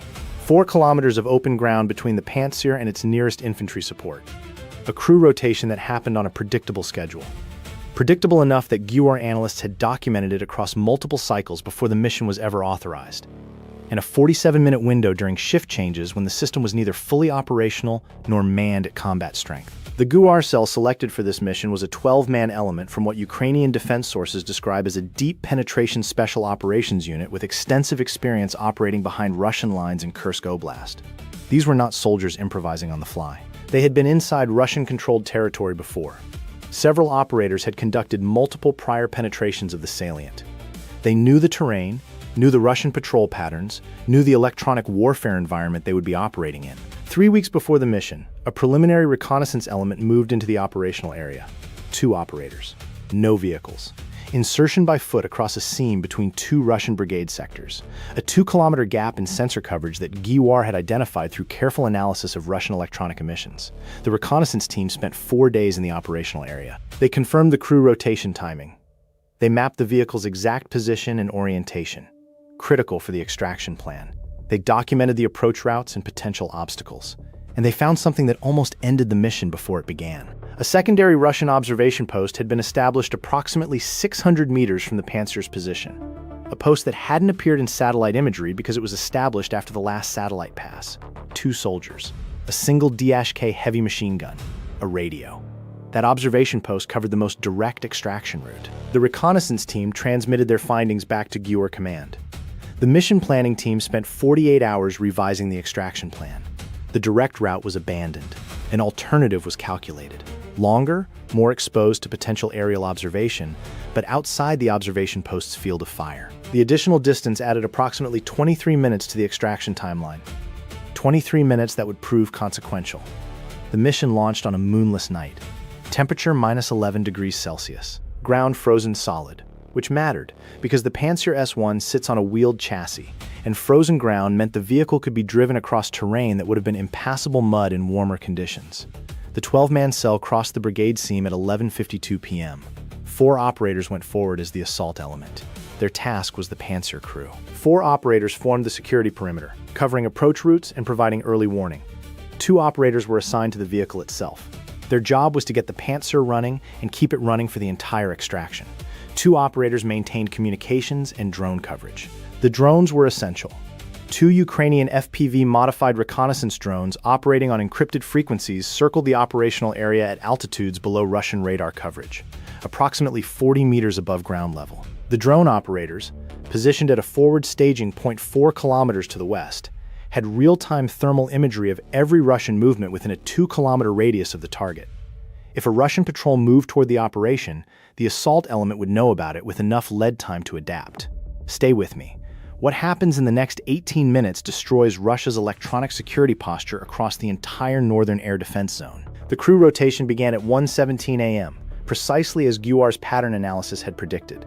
The outgoing crew, 5 personnel, began the handover process with the incoming crew of 4. During shift transitions, Russian air defense crews typically conducted a formal handover that included a walk-around inspection of the vehicle, a briefing on any incidents or alerts during the previous watch, and a signing of operational logs. The entire process typically ran between 30 and 50 minutes. GUR assault teams had trained on exactly this timeline. At 1:34 a.m., with the shift change in progress and both crews partially occupied with the handover, the assault element moved. 4 operators crossing open ground at a low crawl, using a shallow drainage ditch that ran to within 80 meters of the Panzer's position. Thermal suppression suits, gear that significantly reduces infrared signature, kept them invisible to any Russian thermal observation watching the area. The frozen ground was silent under their movement. No mud, no crunch of frozen leaves, just distant artillery somewhere to the south and the wind. At 1:41 a.m., the assault element reached the drainage ditch's endpoint, 80 meters of open ground. No cover. The Panzer crew was visible through the assault element's night vision. 7 personnel standing around the vehicle, 2 of them inside the crew compartment conducting the electronic handover of system status. The conversation was audible at this distance. The assault element waited. At 1:43 a.m., 3 of the Russian crew members walked to the far side of the vehicle to smoke, a routine that GUR's reconnaissance had documented as consistent behavior during shift transitions. The smoking cluster put them around a blind corner from the assault element's position. The remaining 4 crew members were at the rear of the vehicle, focused on the paperwork portion of the handover. The assault element moved. The takedown lasted approximately 90 seconds. Sedation munitions, chemical agent delivery systems that Ukrainian SOF has used in previous behind-the-lines operations, were deployed against the crew members at the rear of the vehicle simultaneously with the assault element reaching the smoking group around the front. The sedation approach was deliberate. Ukrainian planners had made a specific decision. Crew members rendered unconscious could not trigger any emergency alert protocols. A Panzer crew that encounters armed attackers might have time to transmit a contact report. A crew already unconscious before they realize anything is wrong cannot. All 7 Russian crew members were down within 90 seconds of the assault beginning. The technical operators moved immediately to the vehicle. The Panzer S1 they were working on was a 2019 production variant. They had studied the crew manuals, obtained through prior intelligence operations, and had practiced on a Panzer S1 shell that Gior had assembled from components captured in previous operations. Starting the vehicle took 4 minutes. The vehicle's onboard computer required a manual override sequence that the operators had memorized across hundreds of practice repetitions. Subscribe to Conflict East if you want to understand how modern warfare actually works.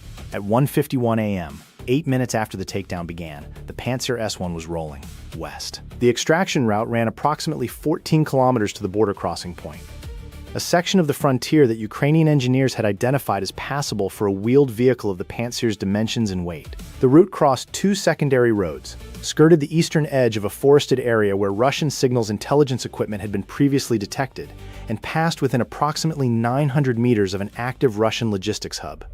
That logistics hub was the mission's greatest risk. The drone coverage team had been tracking activity at the hub throughout the night. As the extraction column, the Panzer moving at approximately 35 kilometers per hour, followed by the security element in 2 captured Russian military vehicles that Gior had pre-positioned in the operational area, approached the 900-meter closest point to the hub. Drone operators reported increased activity. A Russian resupply convoy had arrived at the hub approximately 20 minutes earlier than the pattern analysis had predicted. 40 vehicles, approximately 200 personnel, logistics personnel and their security detachment. The extraction column stopped. 11 minutes.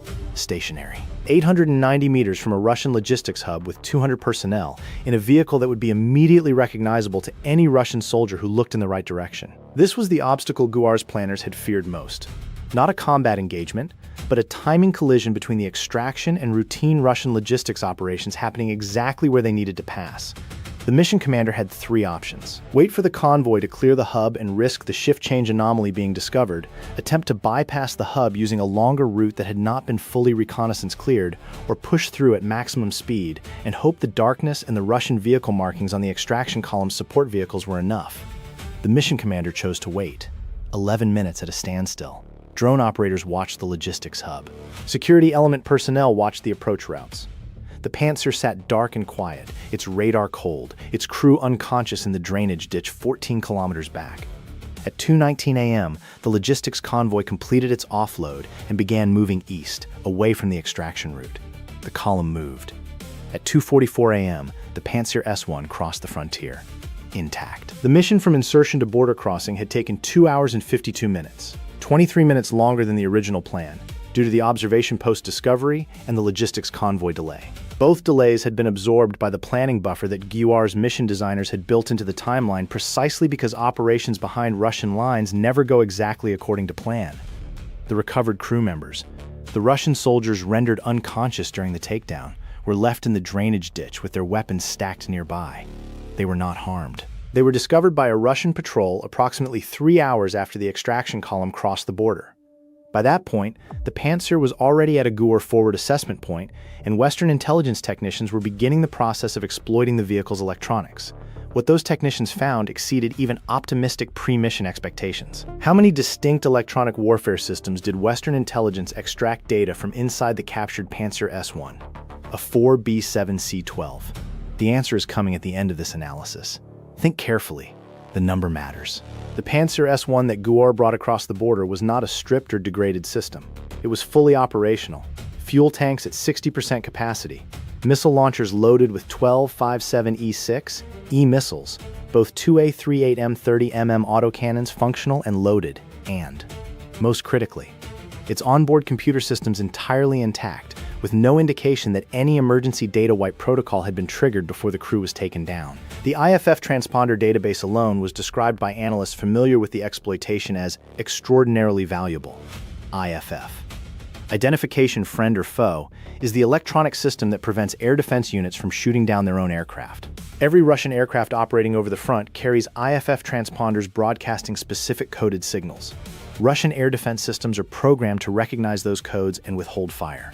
Capturing those codes means Ukrainian and NATO mission planners can now program decoys, false signatures, and electronic spoofing tools to generate phantom IFF signatures that will confuse Russian air defense operators.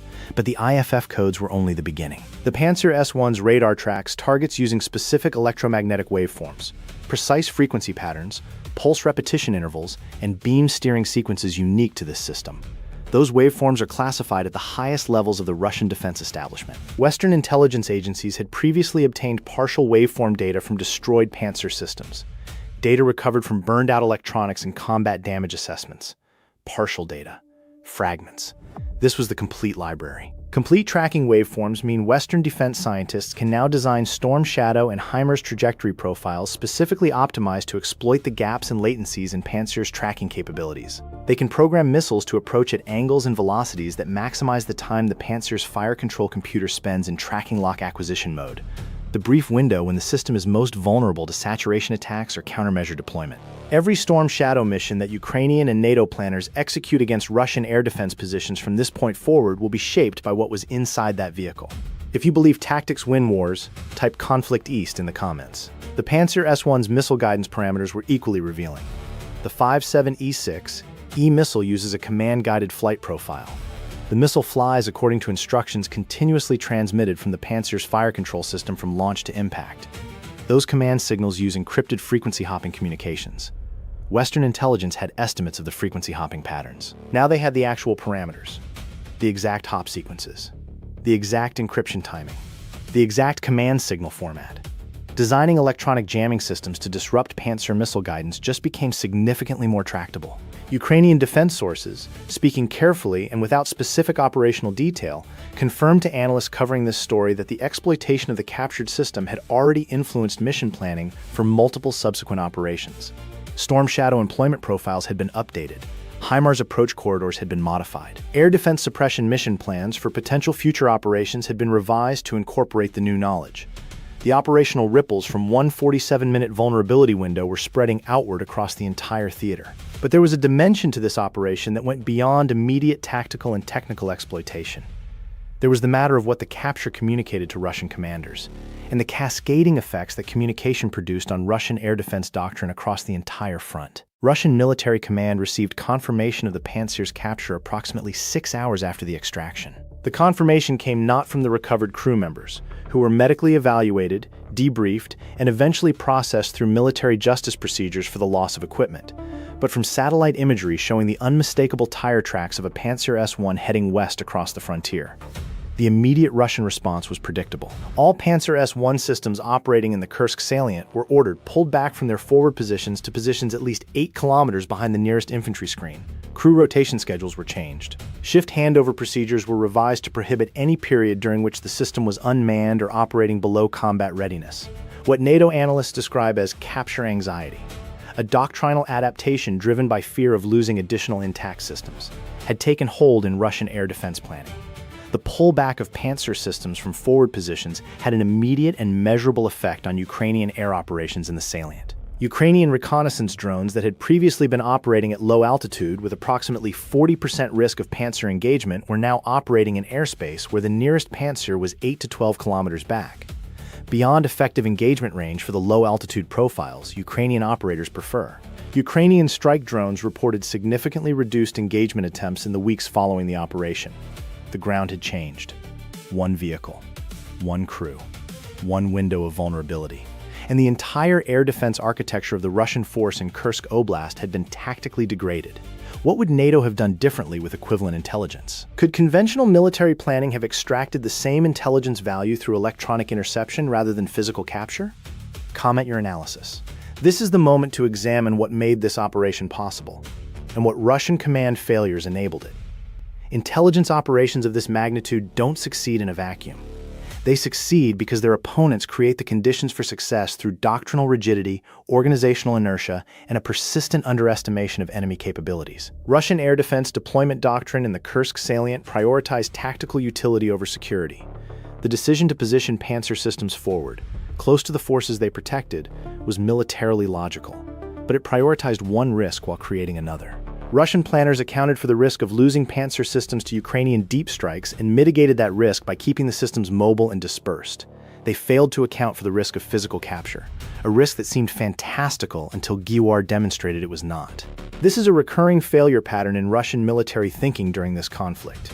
Ukrainian forces consistently exploit the gap between what Russian commanders consider credible threats and what Ukrainian special operators are actually willing to attempt. The crossing of the Dnipro under fire, the drone boat raids on Sevastopol harbor, the Kursk incursion itself. Each of these operations was dismissed as too risky, too ambitious, or simply too audacious by analysts who underestimated Ukrainian willingness to accept tactical risk in pursuit of strategic advantage. The Panzer capture follows this same pattern. It was not a lucky break.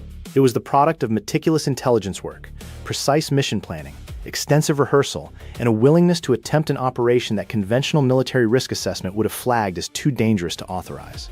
Ukrainian special operators went into the gap between two Russian brigades, in the dark, in sub-zero temperatures, and drove a $14 million Russian air defense system across the border. Because they had planned for exactly this. Because they had trained for exactly this. Because their intelligence picture was detailed enough that they understood the 47-minute window better than the Russian commanders who had created it. Tactical preparation defeats tactical improvisation, every time. The broader lessons of this operation are already reshaping Ukrainian special operations doctrine and, according to sources familiar with Allied planning discussions, influencing how NATO special operations forces think about behind-the-lines hardware exploitation missions. Targeting air defense systems not for destruction but for capture. Harvesting their electronic intelligence rather than simply removing them from the battlefield, is a doctrinal evolution that the Panzer operation has demonstrated is operationally viable. The technical exploitation value of an intact air defense system exceeds the tactical value of destroying it. A destroyed Panzer removes one system from the Russian order of battle. An intact Panzer gives Western engineers the complete technical architecture of the system. Architecture that can be used to defeat every Panzer in Russian inventory, everywhere, indefinitely. Do you think the strategic value of this capture outweighs the operational risk Giwar accepted to execute it? Or should special forces be reserved for higher certainty missions? The question isn't simple. Comment your reasoning. Now to the question posed earlier in this analysis. How many distinct electronic warfare systems did Western intelligence extract data from inside the captured Panzer S-1? The answer is 7. The 1RS-2E surveillance radar, the 1RS-1 1E tracking and targeting radar, the IFF transponder system, the missile fire control computer, the 57E6E missile guidance transmitter, the 2A38M fire control system, and the vehicle's encrypted communications suite, a component that, while technically a communication system rather than a weapons system, provided Western signals intelligence analysts with direct access to the encrypted protocols used by Russian tactical air defense networks to communicate with higher command. 7 systems, 7 complete technical datasets, each one contributing to a different layer of the Western intelligence picture of Russian integrated air defense architecture. The operation validated the concept. The intelligence haul justified the risk. The tactical outcome, degraded Russian air defense coverage in the salient, provided immediate battlefield benefit. The strategic outcome, a comprehensive technical exploitation that will shape missile employment profiles for years, represents a contribution to Ukrainian and Allied military capability that no amount of drone strikes or artillery could have replicated. Real tactics, real consequences. Conflict East. 3 questions this operation demands you consider. Was the mission commander's decision to wait 11 minutes at a standstill, with the entire operation exposed within 900 meters of an active Russian logistics hub, the correct tactical choice? Or should the column have pushed through at speed and accepted the risk of visual identification? Could Russian Air Defense Command have prevented this capture through doctrinal changes that didn't compromise the tactical positioning that makes Panzer systems effective in the forward area? And if so, why hadn't those changes been implemented? If you were commanding a NATO special operations element with the same intelligence picture Giwar had, what would you have done differently? Think carefully about those questions. They are not hypothetical. They are the actual planning problems that special operations commanders on both sides of this conflict are working through right now, on the same front lines, with the same tools and the same human intelligence, making decisions that will shape the next phase of this war. Subscribe to Conflict East, because we break down the battles that textbooks will study for decades. The Kursk salient is quieter now than it was on the night this operation executed. Russian air defense positions have repositioned. New crew protocols are in place. The gap between the brigades has been reinforced. But somewhere in a Western intelligence facility, engineers are still working through the complete technical architecture of Russian Panzer S-1 air defense. Every waveform, every frequency, every guidance parameter captured intact on a frozen night in Russian territory. The wrecks aren't always visible. Sometimes the most consequential damage leaves no physical trace at all. Stay vigilant. One missile. One engagement that changed how the air war over southern Ukraine actually worked. The Russian A-50U mainstay was orbiting at 32,000 feet above the Sea of Azov, flying lazy circles in the cold air, its rotodome spinning continuously, painting Ukrainian airspace with radar energy. From Moscow's perspective, this was untouchable, irreplaceable, safe. They were wrong on all three counts. What followed wasn't luck, wasn't improvisation, and wasn't a desperate gamble by a smaller air force throwing everything at a problem. It was the product of weeks of patient intelligence work, deliberate coordination between multiple Ukrainian military branches, and a level of tactical sophistication that caught Russia's most experienced radar operators completely off guard. I'm your host at Conflict East, where we analyze the battles that change wars. Today we're breaking down one of the most consequential single air-to-air engagements of the entire conflict.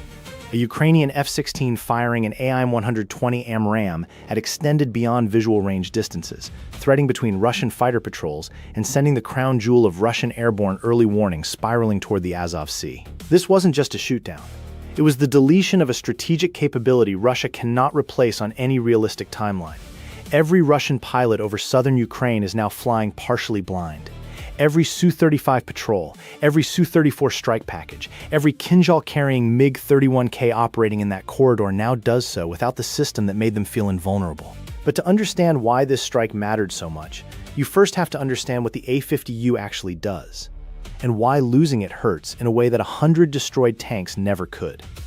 The Bereave A-50U mainstay is Russia's answer to the American E-3 Sentry AWACS. Built on the Il-76 transport airframe, it carries a massive rotodome above the fuselage housing a surveillance radar capable of tracking hundreds of airborne targets simultaneously at ranges exceeding 600 kilometers. It detects low-altitude cruise missiles. It tracks fighters at extreme range. It feeds real-time targeting data to Russian Su-35S interceptors, letting them engage Ukrainian jets before those jets even know a threat is in the area. In practical terms, the A-50U is a force multiplier of enormous power. Without it, Russian air superiority in the south depends entirely on the individual radar suites of each fighter, capable enough in isolation, but nowhere near the integrated picture that airborne early warning provides. With the A-50U aloft, Russian cap fighters operate with comprehensive situational awareness. Every Ukrainian aircraft climbing above 1,000 feet anywhere in the operational zone is visible, cataloged, and trackable. Ukraine's Air Force had been operating under that ceiling for months. Their F-16S, acquired through intense diplomatic pressure and years of negotiations with Western partners, were still delivering combat power. But every mission had to account for the mainstay's eyes. Routes were kept low, exposure times minimized, and anything resembling a sustained high-altitude profile was an invitation to a Russian BVR missile fired with precise targeting data. The A-50U wasn't just threatening. It was shaping every tactical decision Ukrainian pilots made. That had to change. The Ukrainian operation that eventually produced the Azov engagement began not in the cockpit of an F-16, but in the analytical sections of Ukrainian military intelligence. Satellite imagery and signals intelligence had been building a pattern of behavior around Russia's remaining A-50U fleet for weeks. By this stage of the war, Russia had already lost airframes to Ukrainian strikes. Earlier engagements had demonstrated that the aircraft, when caught in the right circumstances, was vulnerable. But Moscow had adapted. Flight paths had been adjusted to keep the remaining mainstays deeper over Russian-controlled territory, outside the reach of most Ukrainian ground-based systems. The Sea of Azov orbit had become something of a routine. The A-50U would take off from a forward base, establish an orbit over the central Azov, and maintain coverage of the southern operational zone for 4 to 6 hours before returning. The orbit was calculated to stay well clear of land, at altitudes and standoff distances that should have made intercept impossible for Ukrainian fighters operating from land bases. Should have made. Because Ukrainian planners had identified something the Russians apparently hadn't fully accounted for. The AIM-120C AMRAAM, the Advanced Medium-Range Air-to-Air Missile, carried by Ukraine's F-16S, belongs to a different category than most of the air-to-air missiles in Russia's older generation stockpiles. The C variant reaches out to 105 kilometers in ideal conditions. The D variant, which Ukraine had received a limited allocation of through Western channels, pushes that effective range even further under the right launch parameters. A fighter climbing rapidly at high speed, launching from altitude toward a slow, large, non-maneuvering target, can extend the effective kinematic range considerably beyond the nominal figures. The A-50U was a large aircraft, slow. It flew predictable patterns. And on its established orbit, it was coming within reach of an F-16 that could be positioned correctly. If, and only if, the Russian fighter escorts could be decoyed away at the critical moment. That was the problem Ukrainian planners had to solve. Which weapon system gave Ukraine the critical edge in this engagement? Was it A, the AIM-120 AMRAAM missile, B, the F-16's advanced radar suite, or C, the coordinated electronic deception package? Comment your answer below. We'll break down each component as the engagement unfolds. The solution was clean and spoke directly to Ukraine's growing sophistication in multi-domain operations. They wouldn't try to sneak the F-16 past Russian cap coverage in isolation. Instead, they'd give Russian radar operators something more compelling to look at. The decoy profile would be flown by a Ukrainian MiG-29, operating from a separate vector and conducting what appeared to be a standard defensive patrol near the eastern Ukrainian coastline. Ukrainian electronic warfare assets would simultaneously activate in ways consistent with preparation for a strike mission, the kind of activity that draws Russian cap fighters east to intercept or shadow. Russian controllers, watching from ground stations and from the A-50U itself, would see what looked like a developing situation on one axis, while the actual threat approached from a completely different direction. Planning this operation required solving several significant problems. Timing had to be precise to within minutes. The F-16 pilot had to execute a profile that kept them below the A-50U's detection envelope for as long as possible, then climb rapidly to an altitude that maximized missile kinematic performance, fire, and dive away before Russian escorts could be vectored to intercept. The entire window from detection to missile impact had to be shorter than the Russian fighter response time. The intelligence team had one more piece. Signals collection had determined there was a gap in the standard Russian cap positioning on the southern axis. A window of roughly 18 to 22 minutes during each orbit cycle when the two Su-35S fighters providing close escort to the A-50U repositioned to refuel from a tanker. During those minutes, the mainstay flew with its long-range radar but without immediate fighter protection. The gap was predictable. The Russians had grown comfortable with it. That comfort was about to cost them. Stay with me. What happens in the next 18 minutes of this engagement destroys Russia's most precious airborne asset over the Azov Sea. The clock was already running. The F-16 assigned to the intercept mission had been selected carefully. The pilot, referred to in Ukrainian sources by the call sign Sokol, meaning Falcon, had accumulated substantial hours on the F-16 since converting from older Soviet-era types and had demonstrated strong proficiency in beyond visual range engagements during training exercises run with NATO advisors. More importantly, Sokol had studied the Azov orbit pattern extensively. He knew the A-50U's behavior. He knew the refueling gap. He had rehearsed the attack profile dozens of times in simulation. The night before the mission, Ukrainian Air Defense Headquarters received updated signals intelligence confirming the orbit schedule. The refueling window was projected to open at approximately 3:17 a.m. The A-50U would be at the farthest point in its westward sweep, closest to the range parameters that made an intercept geometrically possible. Ground crews prepared the F-16. Two AIM-120D AMRAAMs were loaded on the shoulder pylons, the primary weapon of the engagement. Two AIM-9X Sidewinders were carried for contingency close-range defense, a full load of chaff and flare countermeasures. The radar warning receiver was checked, rechecked, and checked again. Every system on the aircraft had to be functional. There would be no abort option once the climb began. At 2:51 a.m., Sokol taxied to the runway. At 2:54 a.m., the F-16 lifted off. The departure routing kept the aircraft extremely low, well below the altitude that would make it visible to Russian ground-based radar on the eastern axis. Ukrainian air defense controllers were managing the picture in real time, deconflicting Sokol's track from other Ukrainian air defense assets and ensuring the deception package was ready to execute on schedule. The MiG-29 decoy launched from a separate base 12 minutes after the F-16. Flying northeast at medium altitude, it began the patrol profile that Ukrainian planners had designed to look like a precursor to an eastern strike. Ukrainian electronic warfare vehicles activated in the Zaporizhia region. Active emissions consistent with targeting support for a ground strike mission. The picture building on Russian radar screens showed activity on the eastern axis. Russian cap controllers responded exactly as anticipated. The Su-35S pair that had been holding in a loose orbit south of the Azov shifted their attention and positioning eastward. Both pilots were experienced. Both were competent. And both were looking the wrong way. How many AIM-120 AMRAAMs did the F-16 carry into this engagement? Was it A, 2 AMRAAMs, B, 4 AMRAAMs, or C, 6 AMRAAMs? Answer at the end. Pay attention to the weapon's loadout details as we continue. At 3:04 a.m., Sokol received the code word from Ukrainian ground controllers indicating the deception was producing the desired effect. The Su-35S fighters were repositioning. The refueling gap was approaching. The A-50U was continuing its orbit, its radar operators busy processing the activity they were seeing on the eastern axis, feeding targeting data to Russian cap controllers who were increasingly convinced a Ukrainian strike package was developing. At 3:11 a.m., Sokol began the climb.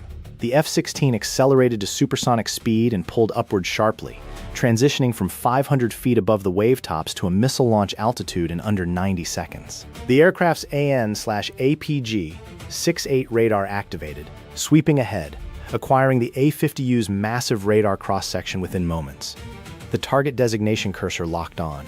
What Sokol saw on his radar display was a large, slow, non-maneuvering aircraft at 32,000 feet, approximately 97 kilometers distant.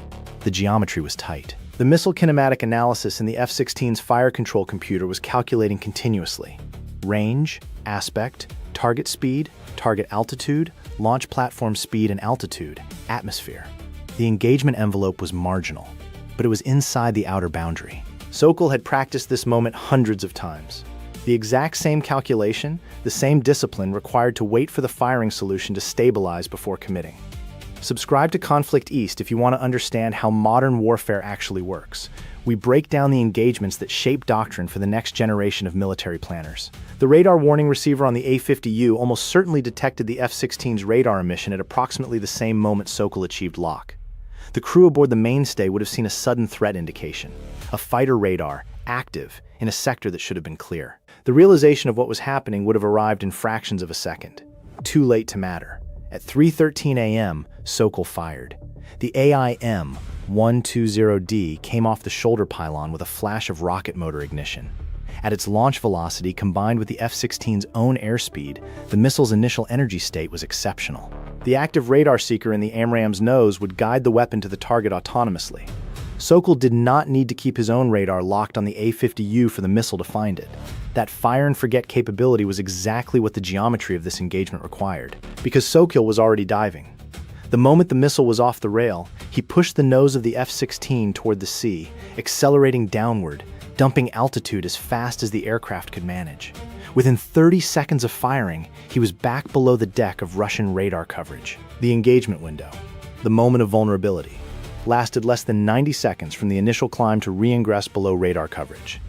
The AMRAAM flew its programmed mid-course route, climbing slightly to conserve energy, its inertial navigation system tracking the last known position of the target. At a computed distance of approximately 15 kilometers from the A-50U, the active radar seeker activated, acquired the massive target independently, and began terminal homing.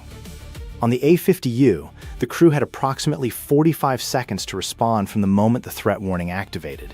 They had no fighter escort in immediate range. The aircraft's own electronic countermeasures activated. Chaff dispensers releasing radar reflective clouds, jamming transmitters attempting to break the AMRAAM's seeker lock. The A-50U began a hard banking turn. The lumbering Il-76 airframe pushed to the limits of its maneuverability. A 4-engine strategic aircraft with a massive rotodome and a maximum bank angle of approximately 25 degrees does not evade an AIM-120 in terminal homing phase. The missile impacted in the aft fuselage section, detonating its 22-kilogram continuous rod warhead in proximity to the aircraft's fuel systems and hydraulic runs. the explosion was catastrophic. Combat footage captured from Ukrainian drone platforms operating at extreme range over the Azov showed the initial fireball at altitude, a sudden bright bloom against the dark sky, followed by secondary explosions as fuel ignited. Debris trail visible for kilometers.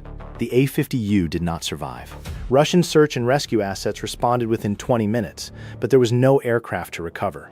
Wreckage dispersed across a wide area of the Sea of Azov, with some debris eventually washing onto the Crimean coastline over the following days, documented by OSINT analysts tracking the debris field. The crew of the A-50U, estimates put the complement at 15 to 17 personnel, including the flight crew and the large complement of radar operators and systems specialists that the aircraft requires, did not survive the impact. Ukrainian sources confirmed no ejections were observed on the drone footage. The Su-35S escorts realized what had happened within minutes. Signals intelligence captured frantic communications between the escort fighters and Russian ground control, the Russian pilots pushing their aircraft south at maximum afterburner, arriving at the A-50U's last known position to find nothing but dispersing smoke and aviation fuel on the water. The language in the intercepted communications, according to Ukrainian sources who reviewed translations, reflected shock and disbelief, suggesting even the most pessimistic Russian Air Force planners hadn't genuinely considered this scenario possible. If you believe tactics win wars, and the evidence from this engagement makes a compelling case, type Conflict East in the comments. Sokol had landed safely at his departure base by 3:47 a.m., 45 minutes after the F-16 had taxied for takeoff. He was debriefed immediately by Ukrainian Air Force intelligence officers who needed precise recall of every sensor reading, every warning indication, every system response during the engagement. The debrief lasted 4 hours. The battle damage assessment that followed over subsequent hours and days used multiple intelligence streams. Satellite imagery of the Azov surface, signals intelligence showing the sudden silence of the A-50U's radar emissions, communication intercepts, and eventually Russian state media's conspicuous failure to explain the loss of a strategic aircraft. What Russia had lost wasn't simply one aircraft. Russia's A-50U fleet had been reduced through attrition across the full-scale invasion to a handful of operational airframes. Unlike tanks or artillery pieces, which can be manufactured and fielded in months, an AWACS aircraft represents years of production, specialized systems integration, and trained crews who cannot be replaced quickly. The radar operators aboard an A-50U spend years developing the expertise to manage complex air pictures. That institutional knowledge burned in the Azov debris field along with the airframe. What would NATO have done differently in planning this intercept? Would the engagement profile have included a second aircraft for mutual support? Or is the single-ship approach tactically sound for this type of high-risk BVR shot? Comment your detailed analysis below. The strategic consequences became visible within days. Russian strike aviation operating over southern Ukraine shifted its approach profiles markedly. Evidence, analysis of subsequent flight patterns suggested that Russian planners recognized their cap fighters were now operating without the full picture the A-50U had provided. Su-34 strike pairs that had previously operated with the confidence of comprehensive radar coverage from the mainstay became more cautious, less willing to penetrate deeply into Ukrainian airspace. Russian fighter patrols began avoiding certain sectors where, without AWACS support, they felt exposed. Ukrainian Air Force planners had anticipated this effect and were ready to exploit it. In the days following the Azov engagement, Ukrainian aircraft operated in southern corridors that had previously been too dangerous. The change was real and measurable. Strike missions that would have required extreme low-level routing under A-50U coverage could now be flown with slightly more altitude, extending their effective range and reducing crew fatigue and airframe stress. But honest assessment demands acknowledging the limits of the achievement. Russia had adapted after previous A-50U losses.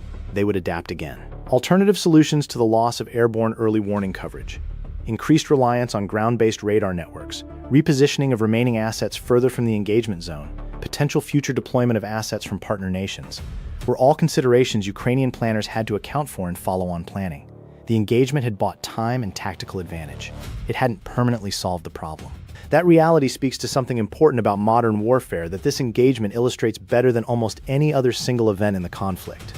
Advantage in high-technology warfare is iterative and contested, not permanent. Ukraine had identified a gap in Russian procedures, built a complex deception operation to exploit it, executed the engagement with precision, and delivered a devastating blow to a critical Russian capability. Russia would learn from it. Russian procedures would change. The escort gap that Sokol had exploited would never exist again in the same form. Ukraine, in turn, was already analyzing what those procedural changes would look like and how they could be exploited in the next iteration. The technology underlying the AIM-120 AMRAAM deserves closer examination here, because the missile's performance in this engagement wasn't accidental or lucky. It was the product of a weapons system specifically designed for exactly this type of engagement. The AMRAAM family began development in the 1970s as a replacement for the older AIM-7 Sparrow, which required the launching aircraft to maintain continuous radar lock on the target throughout the missile's flight, a dangerous constraint that forced pilots to fly predictably and expose themselves to enemy fire for extended periods. The AMRAAM's fire-and-forget capability was a transformative development. The missile carries its own active radar seeker, guided by inertial navigation during mid-course flight, and then activating its own seeker for terminal homing.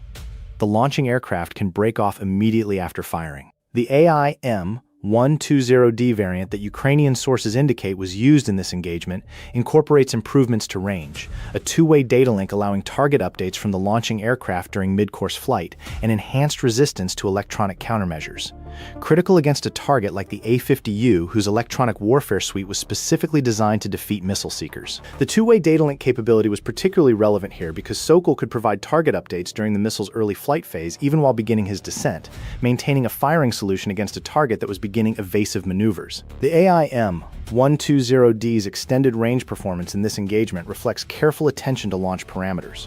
Range isn't simply a fixed number, it's a function of the target's range, altitude difference, speed, aspect, and the missile's own energy state at launch. By climbing rapidly before firing, Sokol had maximized the missile's initial energy and given it an altitude advantage that extended its effective range significantly. The flight profile wasn't improvised. It was the product of precise calculation and thorough preparation. There is one detail that emerged in the aftermath of the engagement that deserves attention, because it speaks to the human dimension of operations that pure tactical analysis sometimes obscures. The A-50U crew had apparently been operating on this orbit pattern long enough that they had developed routine confidence in their security. Russian ground controllers who debriefed the escort pilots after the engagement reportedly expressed that no threat assessment had indicated the A-50U was at elevated risk during that particular mission. The orbit positioning had been adjusted after previous incidents, and Russian planners believed the aircraft was operating at a safe standoff distance. That confidence, the conviction that previous precautions were sufficient, is one of the most dangerous states in military operations. It suppresses the vigilance that might catch a developing threat. It makes pattern recognition invisible to the people generating the pattern. The A-50U crew's routine had become their vulnerability. The moment their orbit became predictable, a patient, skilled adversary could begin building the engagement. Ukrainian planners had been patient. They had been systematic. They had waited for exactly the right combination of conditions. The refueling gap, the decoy profile activating Russian attention in the wrong direction, the orbit position bringing the A-50U into kinematic range of the AMRAAM launch profile. When all those factors aligned simultaneously, they moved. That discipline, the willingness to collect intelligence for weeks rather than attempt a premature engagement, reflects a level of operational maturity that represents one of Ukraine's most significant developments across the full-scale invasion. Early in the conflict, Ukrainian forces sometimes acted on incomplete information under time pressure. The results were mixed. The subsequent development of more systematic intelligence-driven targeting, informed by Western methodology and Ukrainian innovation, has produced a different kind of military. One that identifies high-value targets, builds comprehensive plans, waits for the right moment, and executes with precision. This engagement was a product of that evolution. Will Russia find a way to restore its airborne early warning coverage over southern Ukraine within the time frame that matters for current operations? Comment yes or no. The answer shapes the entire air campaign calculation for the months ahead. The lessons of the Azov engagement extend beyond the specific technical details. At the strategic level, the engagement demonstrates that no high-value asset is permanently safe if it operates on a predictable schedule within reach of an adversary willing to invest the time and resources to exploit that predictability. The A-50U's orbit had been adjusted to keep it beyond the range of Ukrainian ground-based systems. The adjustment addressed the known threat and created a false sense of security against emerging threats. In this case, an F-16 with an extended-range AMRAAM executing a precisely calculated intercept profile. At the tactical level, the engagement is a study in using deception to create temporary windows of vulnerability in an adversary's defensive posture. The MiG-29 decoy and electronic warfare activation package didn't need to fool Russian controllers for long. They needed to divert attention for the 12 to 15 minutes that Sokol required to climb, fire, and egress. That brief window was sufficient. The deception was tailored to what Russian controllers were already expecting to see, making it more credible than any generic deception would have been. At the operational level, the engagement illustrates the compounding effect of attrition on specialized high-value assets. Russia's A-50U fleet had already been reduced before this engagement. Each loss makes the remaining aircraft more precious, forces them into more conservative operating patterns, and paradoxically makes them more predictable, because conservative patterns are constrained patterns. A commander who must protect an irreplaceable asset has fewer options than one who can accept some risk of loss. Ukraine had understood this and had been systematically working to reduce the A-50U fleet's operational utility for longer than this engagement might suggest. The Sea of Azov is quieter now. Russian air defense radars still sweep the southern Ukrainian sky. Su-35S patrols still fly their assignments. But those patrols are different now. A little more cautious, operating with a gap in their awareness that no ground-based system can fully replace. The picture that Russian cap fighters see is less complete. The confidence they once felt is diminished. And somewhere in that changed calculus, Ukrainian pilots who previously had to hug the deck on every mission are finding, carefully and incrementally, a little more room to operate. Real tactics, real consequences. Conflict East. Now, the answers you've been waiting for. The tactical quiz from earlier in the video. How many AIM-120 AMRAAMs did the F-16 carry into this engagement? The answer is A2 AMRAAMs. The aircraft carried a total of 4 air-to-air missiles, 2 AIM-120D AMRAAMs on the shoulder pylons for the primary BVR engagement, and 2 AIM-9X Sidewinders for close-range contingency defense. Only 1 AMRAAM was fired. The second was retained for self-defense egress in case the engagement had developed differently and an escort fighter had achieved a firing position during Sokol's egress. The decision to carry only 2 AMRAAMs rather than a heavier BVR load reflected the weight and drag optimization required to achieve the climb performance the attack profile demanded. Every kilogram of additional payload reduced the kinematic energy available to the missile at launch. The loadout was a calculated compromise. 3 questions to close this analysis. Was the single-ship intercept the right tactical choice? Or would a 2-ship formation have provided better operational insurance? Perhaps a second aircraft holding in the egress corridor for cover. Even at the cost of increased signature that might have compromised the deception? Could Russian air defense planning have prevented this engagement? The escort refueling gap was a known procedural pattern. Could a different escort rotation schedule, or a dedicated permanent close escort that refueled in pairs rather than both aircraft simultaneously, have closed the vulnerability that Ukrainian planners exploited? And most directly, what would you have done differently if you were the Ukrainian operations planner constructing this engagement? Was there a higher value target profile that could have been layered onto the same deception package? Were there additional steps that could have increased the probability of success or reduced the risk to the F-16 crew? Drop your analysis in the comments. This community runs on the kind of serious tactical thinking that most audiences cannot bring to these questions. And we read everything. Subscribe to Conflict East, because we break down the battles that textbooks will study for decades. The Sea of Azov is quiet now. Fragments of a rotodome somewhere on the seabed. A debris field that GPS and OSINT have partially mapped but never fully recovered. The mainstay's radar will never spin again over that water. Silent reminders that in modern warfare, the most dangerous moment is the moment you believe you are safe. The moment the orbit becomes routine. The moment the escorts fly to their refueling anchor and someone on the other side has been counting the minutes. Stay vigilant. The terminal was quiet. That was the first mistake anyone made, assuming quiet meant safe. Somewhere in the pre-dawn darkness, cutting through Black Sea swells at 35 knots, 8 Sea-Baby unmanned surface vessels were already committed. No turning back, no abort code that would matter now. The Gyuar Maritime Strike Cell had spent weeks threading through satellite imagery, tidal charts, and coastal patrol rotation data to find the one window where Novorossiysk's defenses had a gap. And in that gap, 8 waterborne